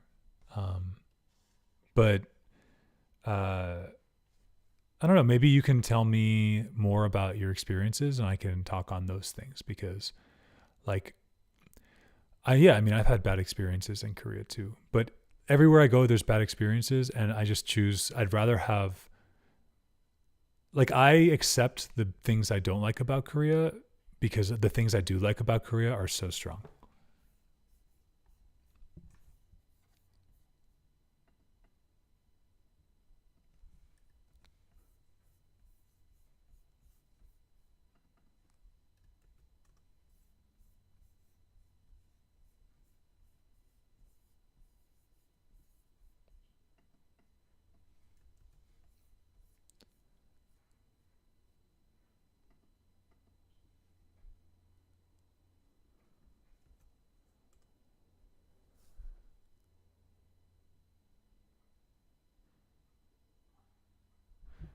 Wait.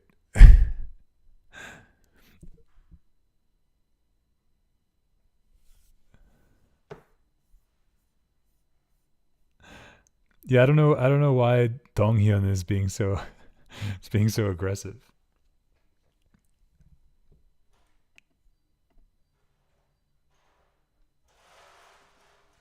Donghyun has usually been he's been so nice. I don't know why he's being mean now.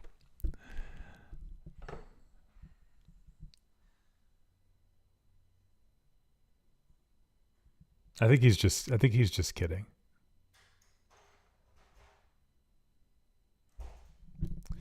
Um, but yeah.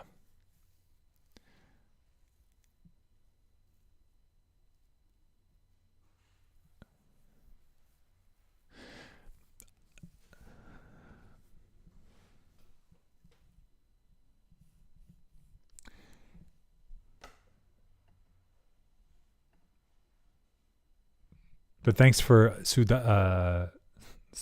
I appreciate your concern. Thank you.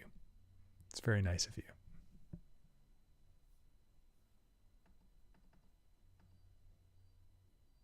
Oh, really? Interesting. Okay. I'll Donghyun. Don't be mean again. Don't be rude again. What's up, Lady Sariel? That's a name that sounds really familiar. How do I know that name?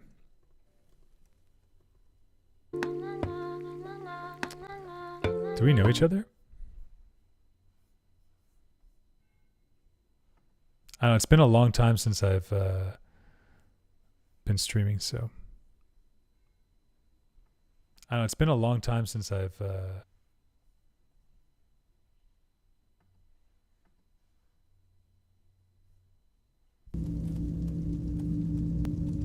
It's for you to. You've been following me 10 years, exactly. Yeah. I was gonna say, yeah, we've known each other forever. Yeah. So good to see you. You know what? I remember your name though. Like it's crazy because you said something, and I immediately like it triggered a thought like I've met you or knew you. But yeah, you've been following me. You've known me for. I guess we've known each other for 10 years. Back when I was streaming Landmark forever and EverQuest Next, probably. I think that's probably how we met. I guess I would say is through like SOE, like Sony Online Entertainment, and like that kind of stuff. But yeah, hey, good to see you.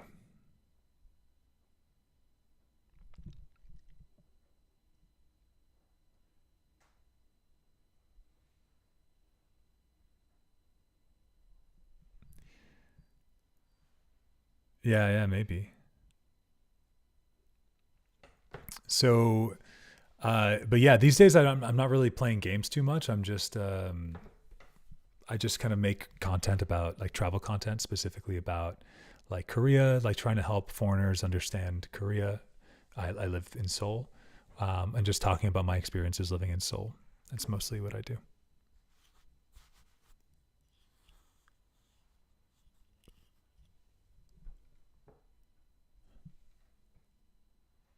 Oh, Aimsar says, "What is your take on some Koreans being labeled as racist in Asian countries? Have you encountered treated poorly with locals?" Um, I try not to talk on the subject. Um, my experience personally, I've never. I only speak for myself, but I have in Seoul. Outside of Seoul, I've had some experiences. In Seoul, I've never had a bad experience because of being American or uh, because of my skin color or my ethnicity. I've never had a bad experience in Seoul because of that. So, but yeah, Lady Serial says, "Did you change your username? Didn't you?" Yeah, I used to be like I've had so many usernames. I think I was at some point I was like, what was it? Viz Gaming and uh, Viz Gaming, and then Zenism, and yeah.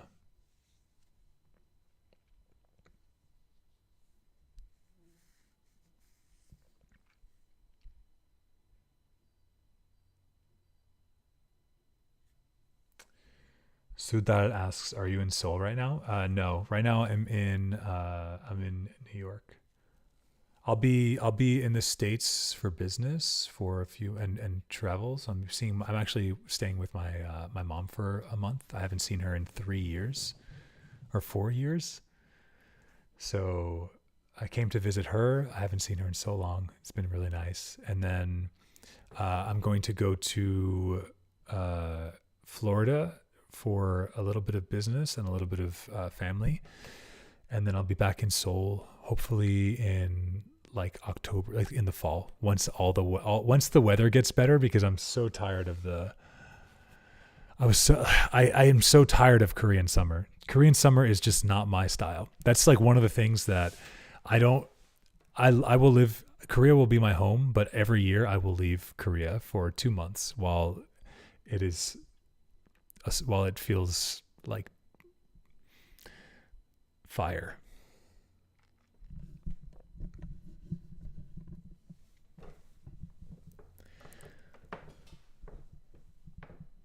But it's kind of nice because being away from Seoul, like when I'm in Korea, I feel so much energy.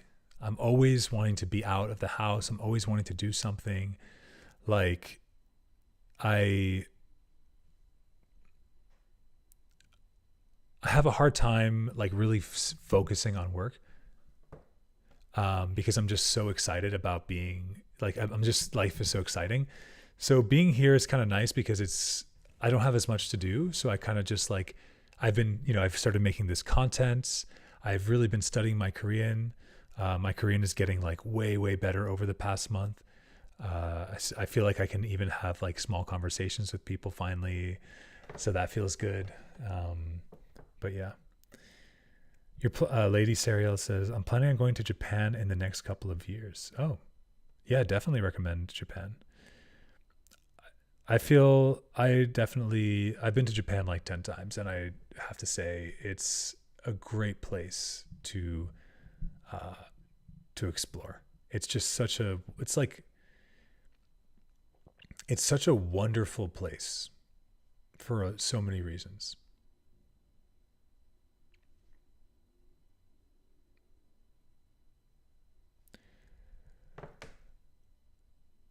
Amsar said, where in Seoul are you staying at? Well, my last apartment was in a place called Uide. But I only lived in Uide because my Chonyeonchin lived there, and she kind of like got me to move there to be closer to her. So I decided to that when I go back, I'll probably move back to where I was before, which is Seongsu. I used to live before I moved to Uide. I was living like, I don't know, 5-minute walk from Seolsup. So I used to be able to just wake up in the morning before the crowds got to Seongsu. I used to be able to just go to the forest and just enjoy nature. It was really nice. Kanji though, yeah, that's the thing, right? Korean is tough. For me, Japan, kind of bringing the three conversations together that I'm having on all three different platforms, YouTube, Twitch, and on Hello Talk. For me, Japan is an amazing place, but it's not a place I could live. I tried living in Japan and I just couldn't do it. It's not for me.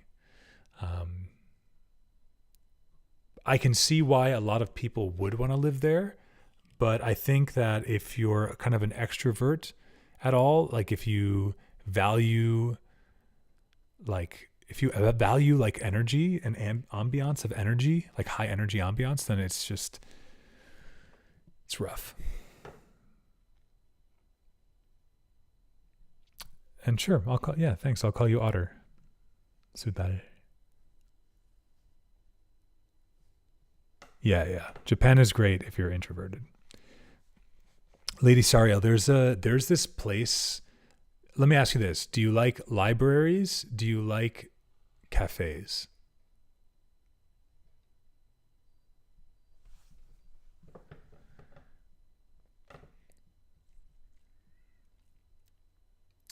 I should probably turn the stream delay down. There's a way to do that, right? Like it's possible to turn down the delay of the stream, right?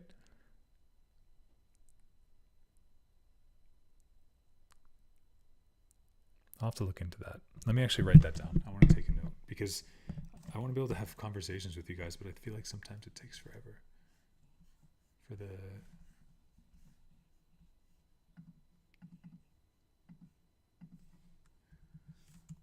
Can I change the stream delay?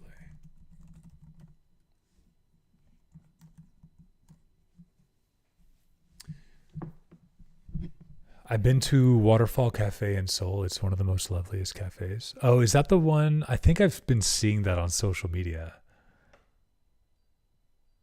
lately.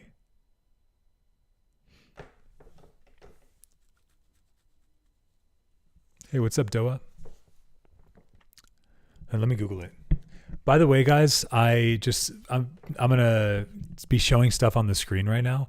If you guys want to follow along and see what I'm doing, make sure to get off of Hello Talk. Forget Hello Talk. Go to my profile.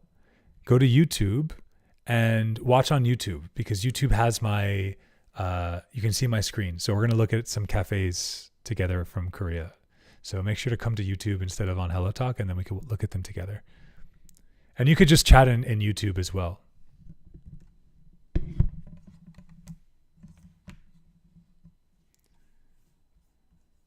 Okay, so yeah, let's see.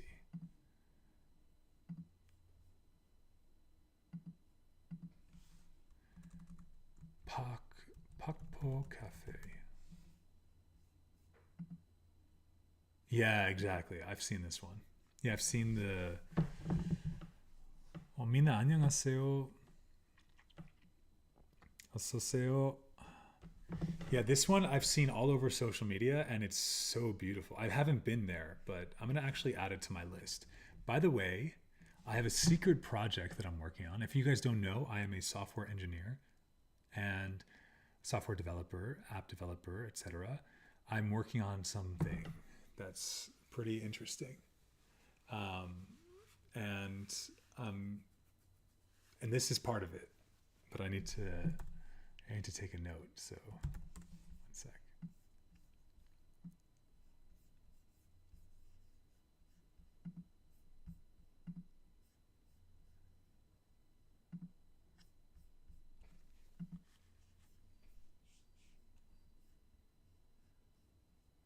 Wait.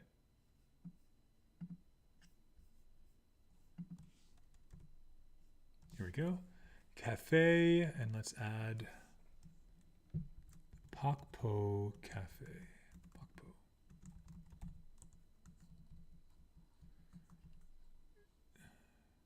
Aimsar, do you know which neighborhood this is in? 티아가 이쁘게 생기셔요.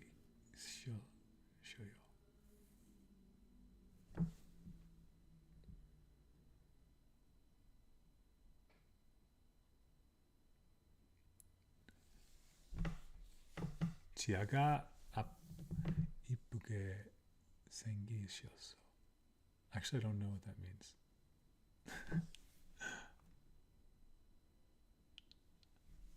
It's a 1 hour bus trip from Yeongdong. Let me see.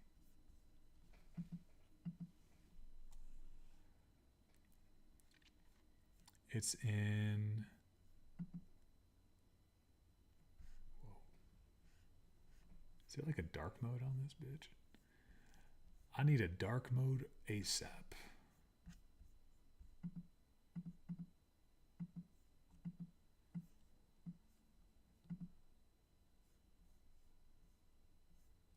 Tell me Google Maps does not have dark mode, seriously? And if they do, they did not do a good job of. Let's see. Does Google Map have dark mode?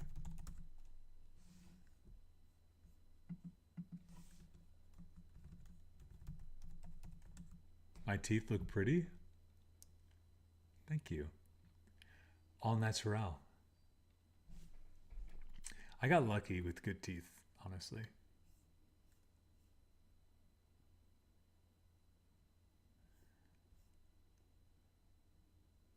Google Maps doesn't have built-in dark mode for desktop. Ugh. That's so annoying.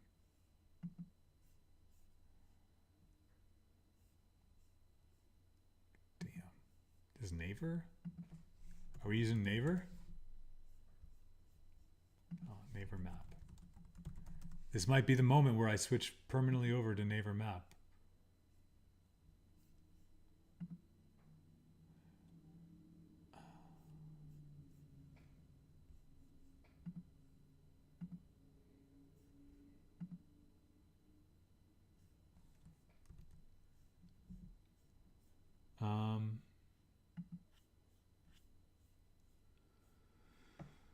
I don't think so. See more? Setting? No.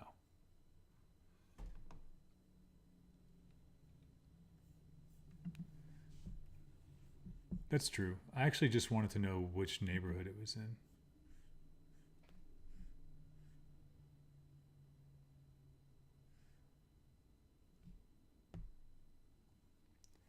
Oh, thank you, Otter. I appreciate that.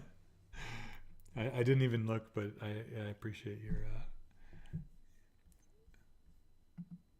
Okay, so what was it called? Pakpo. Pakpo. Oh, wait. Service, temporary service. Pakpo.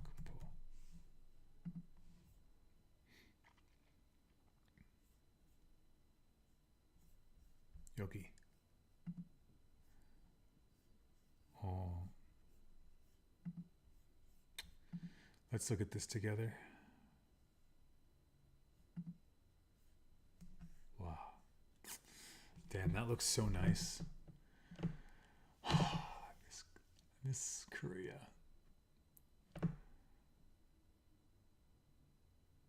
I really miss Korea.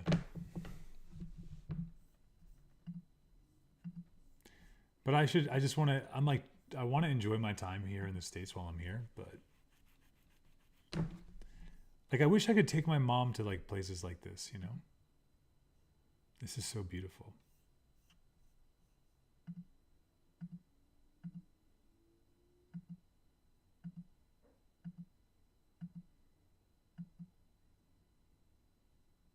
Oh, there's a video.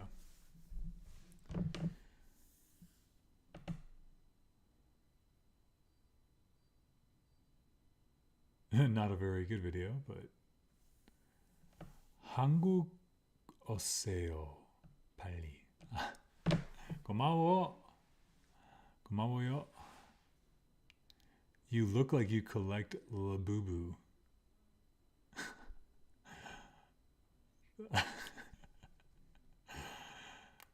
Okay. You look like someone who would say that someone else collects Labubu. I can't even see you, but who says that, bro?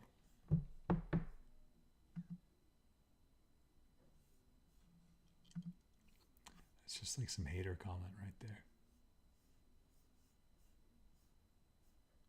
It's a great place to have a date. Yeah, that makes sense. Google Map.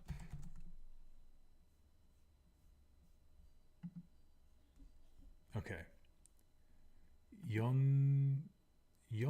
Okay, I can put this down, but I don't know what this neighborhood is. Like, oh, so don't. Oh yeah, you already told me actually.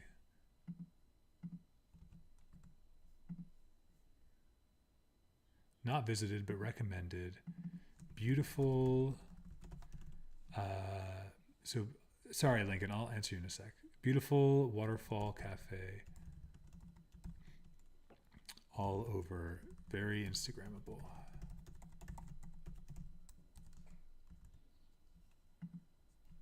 Cool. Definitely going to check it out.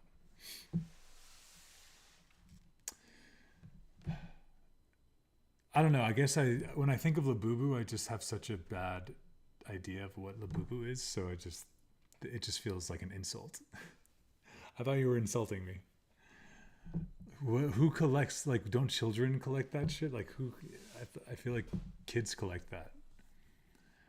Why would I collect Labubu?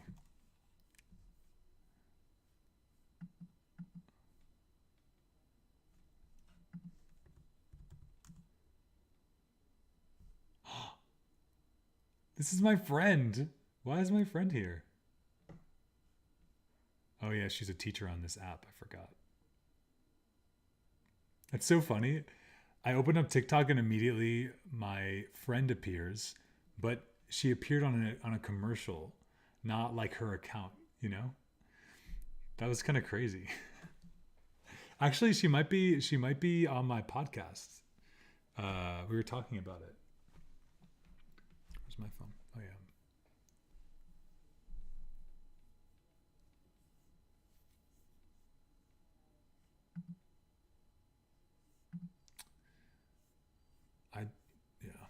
Okay. Well, anyway. I don't know what I'm gonna do, guys. I feel like YouTube. I feel like TikTok Live is better than. Um, I feel like TikTok Live is better than being in Hello Talk for me. What do you guys think?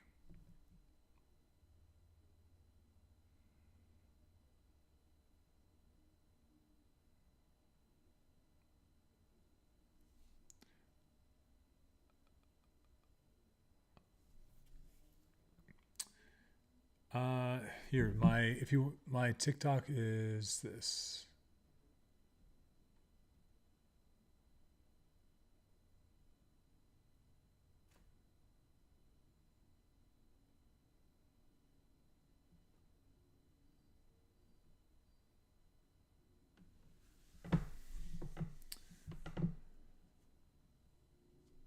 Hey, what's up, Heaven?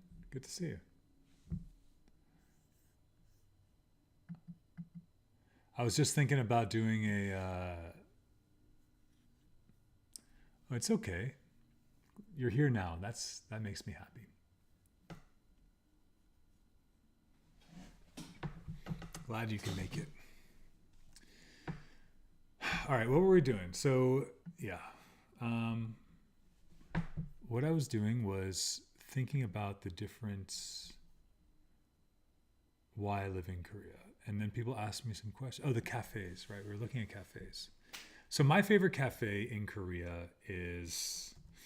I can't say my favorite cafe in Korea. That's too fucked up because I have multiple friends who own cafes in Korea.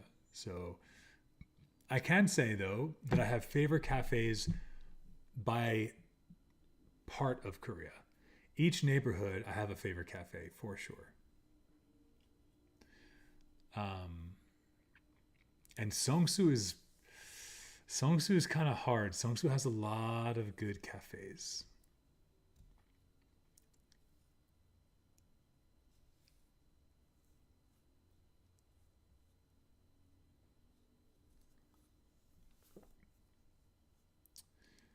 Someone before asked me where I lived in Korea. So yeah, I was thinking that. So I was living in Uide. I used to live in Songsu, but when I go back, I might. I really like to go spend my weekends in Apgujeong, and lately, I was going a lot to different cafes in Apgujeong during the day to do work and just to hang out. So I may move to like Cheongdam when I go back. So Cheongdam is at the top. Cheongdam is one of the top contenders, top five. It's Cheongdam, Songsu.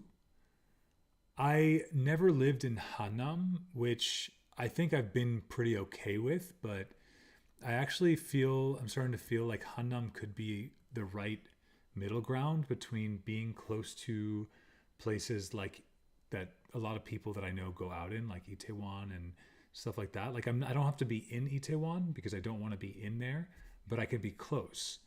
It's really nice. There's a lot of good cafes. There's a lot of good shopping, um, but I'm still also close then to like Hanam is just like right across the bridge from Gangnam.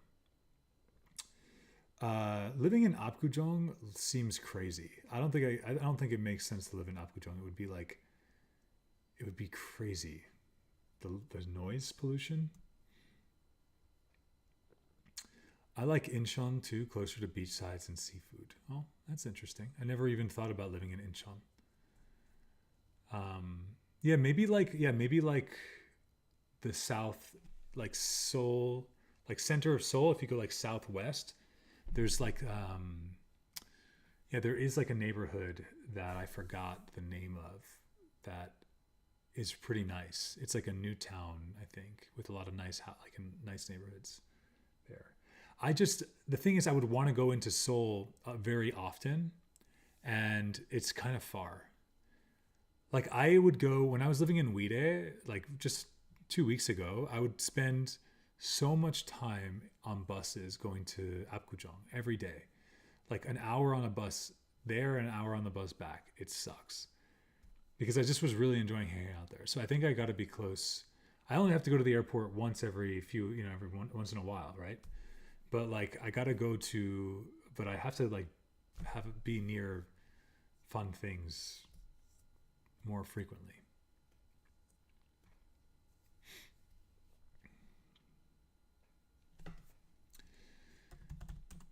Um,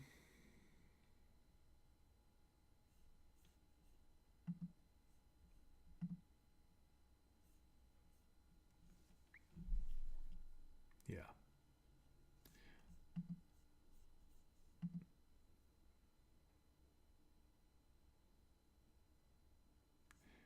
So yeah, those are some places. I also really like Muledong, but I can't imagine living there. It seems like a good place to visit.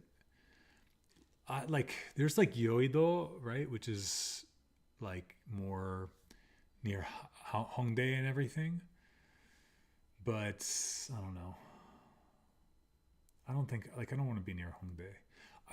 I do really love that one like there's like that one really cute street in Hongdae with the with the train where the train used to be that you could like walk down and it's like really like it's kind of like a little fort like a little green area just down the center of Hongdae. That's really cool, but I don't know. It's too chaotic for me. It's too much. It's too many like influencers. Like I know I'm a content creator, but like I don't want to be surrounded by content creators because I feel like so many content. I feel like so many content creators are just so desperate for like attention, and they're desperate for like fucking. They're just desperate. So like that desperate energy, I think would really feel like shit.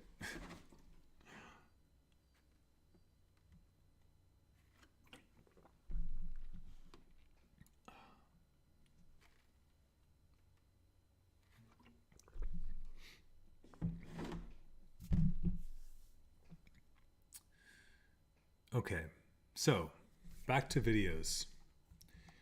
Um,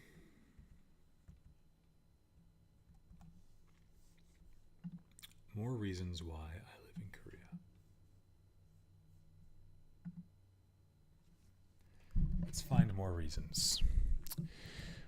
It's amazing.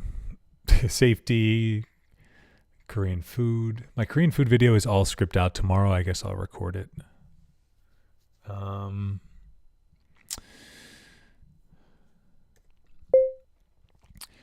I've been feeling a little bit uncomfortable talking about like being back in the US. I've been a little uncomfortable about talking about dating in Korea because I feel like if it comes up naturally in a conversation, like no matter where I am in the world, it's like natural to in my 30s, my early 30s, like it's natural to talk about dating, like your love life and whatever. But somehow people always turn when you're like a if you're like a I don't want to I don't want to say this like I don't know how to say this well. So I'm just going to say it how I know, but it's like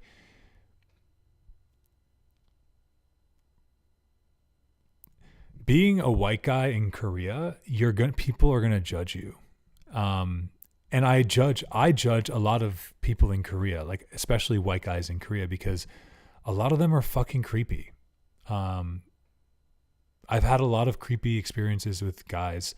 Like, I'm trying to like I meet a guy, he's a foreigner, cool, we're hanging out, and then like it gets creepy, and it's like I get why there's all this. Like I understand the stigma. But when you're not part of the stigma, it's like really hard to differentiate yourself outside of just not being creepy. But that kind of sucks because it's like, okay, I'm not creepy, but I still have to prove it. And like, how do you prove that you're not creepy besides not being creepy? But like, it's not like something that comes up often. Like I don't care whoever I date and whoever I marry, I don't care about their ethnicity. I do care about their culture. I don't care about their ethnicity though. I feel like there's a lot of guys who care about the girl's ethnicity that they are with, and I think personally, I think that's a little weird. I think there are beautiful women and men in all ethnicities. You know, it's not about, but obviously how they act is important. Really quick, I'll read this. Have you ever been to South Korean countryside? I want to know if there's a difference between city and countryside. Korean peaceful personality. 1,000%. Definitely. Being in the Korean countryside is amazing. I love it. It's a great big change of pace. Also, really quickly, before I answer this, I want to go back to the Korean food thing. Korean food is crazy to me. And sorry, I feel you that, like, you know, I understand if you can't live in Korea. If you don't like Korean food, like, I get it because, like, yeah. But I love Korean food. I love Korean food. But yeah, so to go back to this question now, like, yeah, the countryside, like I've been to Damyeon, which is like a small village, like a small city, town, it's like, it's in between a town and a city. I don't know what to call it. In between a town and a city. It's pretty big, but it's not, but like, Seoul is a city, you know. So anyway, the people there are just way more chill, way less like pressure. So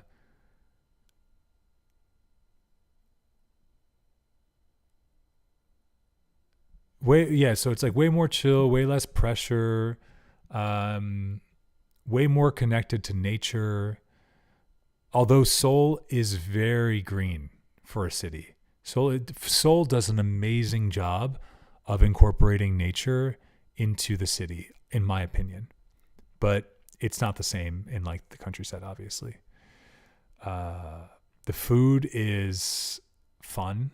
It's really fun. I mean, like, living there, I don't know, but it's fun to explore the countryside because obviously you get each town has its own specialties that you get to try.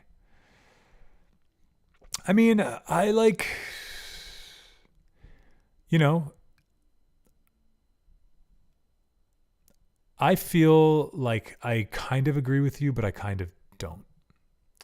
Seoul is the most populated city in the country. Not most of Seoul, like most Koreans don't give a shit about K culture, honestly. Like, yeah, maybe when I say K culture, I mean like K-pop, K-drama.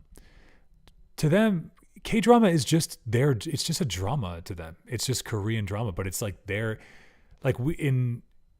don't call American dramas American drama. We just call them, or at least I don't know, I don't. Before this whole K obsession, like I didn't call it American drama. I just said it's just a drama movie, like in English. You know, or maybe you'd say Hollywood movie potentially, but I feel like you just don't say that really. Just say it's just a movie. It's just a drama movie. I didn't care if it was an Italian drama movie, a French drama movie, whatever. It's just drama. But for Koreans, it's just a Korean drama movie or Korean drama show. For K-pop, like a lot of Koreans don't listen to K-pop. K-pop is everywhere. When you go, they're always playing K-pop everywhere. But a lot of Koreans like prefer ballads or prefer indie bands. And there are plenty of Koreans who love K-pop, no doubt. But it's not like, I mean, I loved Backstreet Boys when I was a kid. And actually, I still love the fucking Backstreet Boys. So fuck off. But for real, like, it's not like I go around listening to boy bands, like new boy bands as an adult. A lot of people who like K-pop and shit in Korea, like a lot of them are young, or they like K-pop artists that they listened to when they were young, or they go out clubbing and they just listen to the radio. It's like you listen to the radio in the United States, for example, they play pop music. And so if you just hear enough pop music, like when you go out dancing or whatever, it's like, oh, that's the song that I know from the radio. You know, it's not like the same as like how people are in foreign countries where they're like obsessing over K stuff, this K drama and K-pop, like that obsession. Like there are people in Korea that are like that for sure, but it's like not most of Seoul. Most of Seoul is pretty normal, I think. And so I would say Seoul is, the reason I'm saying this is because like Seoul culture to me is Korean culture. Like Seoul is a huge city. It's massive, and it's a lot of the population of the country lives there. So it's a majority of the people. It's just not the ancient culture. I mean, Korea is amazing. It's one of the few it's an ancient culture that still exists today and is prospering. Not only are there not a lot of ancient cultures that still exist today, but there's not a lot of ancient cultures that exist today. There's even less, like a handful that are really successful nations on a global stage. That's a really interesting aspect of Korea. And I feel like Seoul is that essence. It is essentially an ancient culture with like a futuristic vibe. It's fucking awesome to me. What I don't like is there's a lot of smokers. Yes. Actually, I made a short about the smokers. The food in SK is way more bland, which I understand because I was explaining to my friend why. Wait, so Aimsar, where are you from? The Korean food is bland? That's crazy to me. I don't know. I feel like Korean food is not bland at all. I think it depends maybe on what you eat, but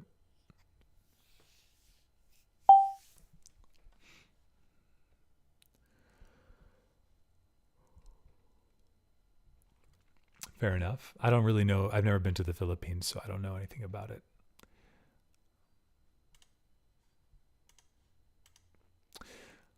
Also, like,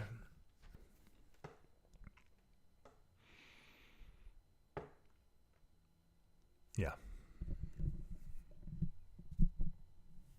Yeah, Korea, that's one thing about Korea that's interesting is like a lot of places that in the world smoking is kind of out of trend now, but smoking is definitely in trend in Korea. Oh shit. Wait. Okay. I just realized what time it is. All right, hey guys, it's been real fun. If you want to see more of my content, I have a YouTube channel with like 30 something videos about Korea. I post content every single day to TikTok and to YouTube. So if you want to follow me on TikTok or YouTube, make sure to do that. You can find actually here, I'll just post my username in the chat. So make sure to check me out there, follow me there. And I'm going to get off for the day because it's getting late. I have to study Korean for an hour. It's my Korean study time. And then, yeah, I'll be back tomorrow. It was really nice to meet you, Aimsar. It was really great talking to you. You have some interesting opinions. I really enjoy it. And I can't say your name because it's in Japanese, but I heard Koreans are good English speakers. Is that true based on your experience? I haven't been there. Yes. Actually, I literally I just gave I was talking about that for like an hour and a half actually earlier. And I'll make a video on my YouTube about that because I was talking about it so that I can make the video. But yeah. I think Koreans are some of the best. Like I think Korea is one of the best English-speaking, non-native English-speaking countries that I've ever been to.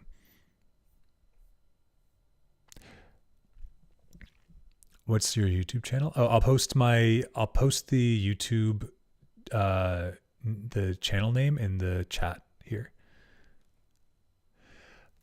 Aimsar, how's your let me ask you this. How is your spoken English? Are you because I feel like there's a problem when two non-native English speakers try to speak English to each other. I think it's people struggle, but it's not because they don't speak English. It's that they don't understand maybe the accent, but maybe, I don't know, maybe you don't have an accent. I don't know you. I've never heard you speak, but like I've seen that happen a lot where people can't understand like an accent.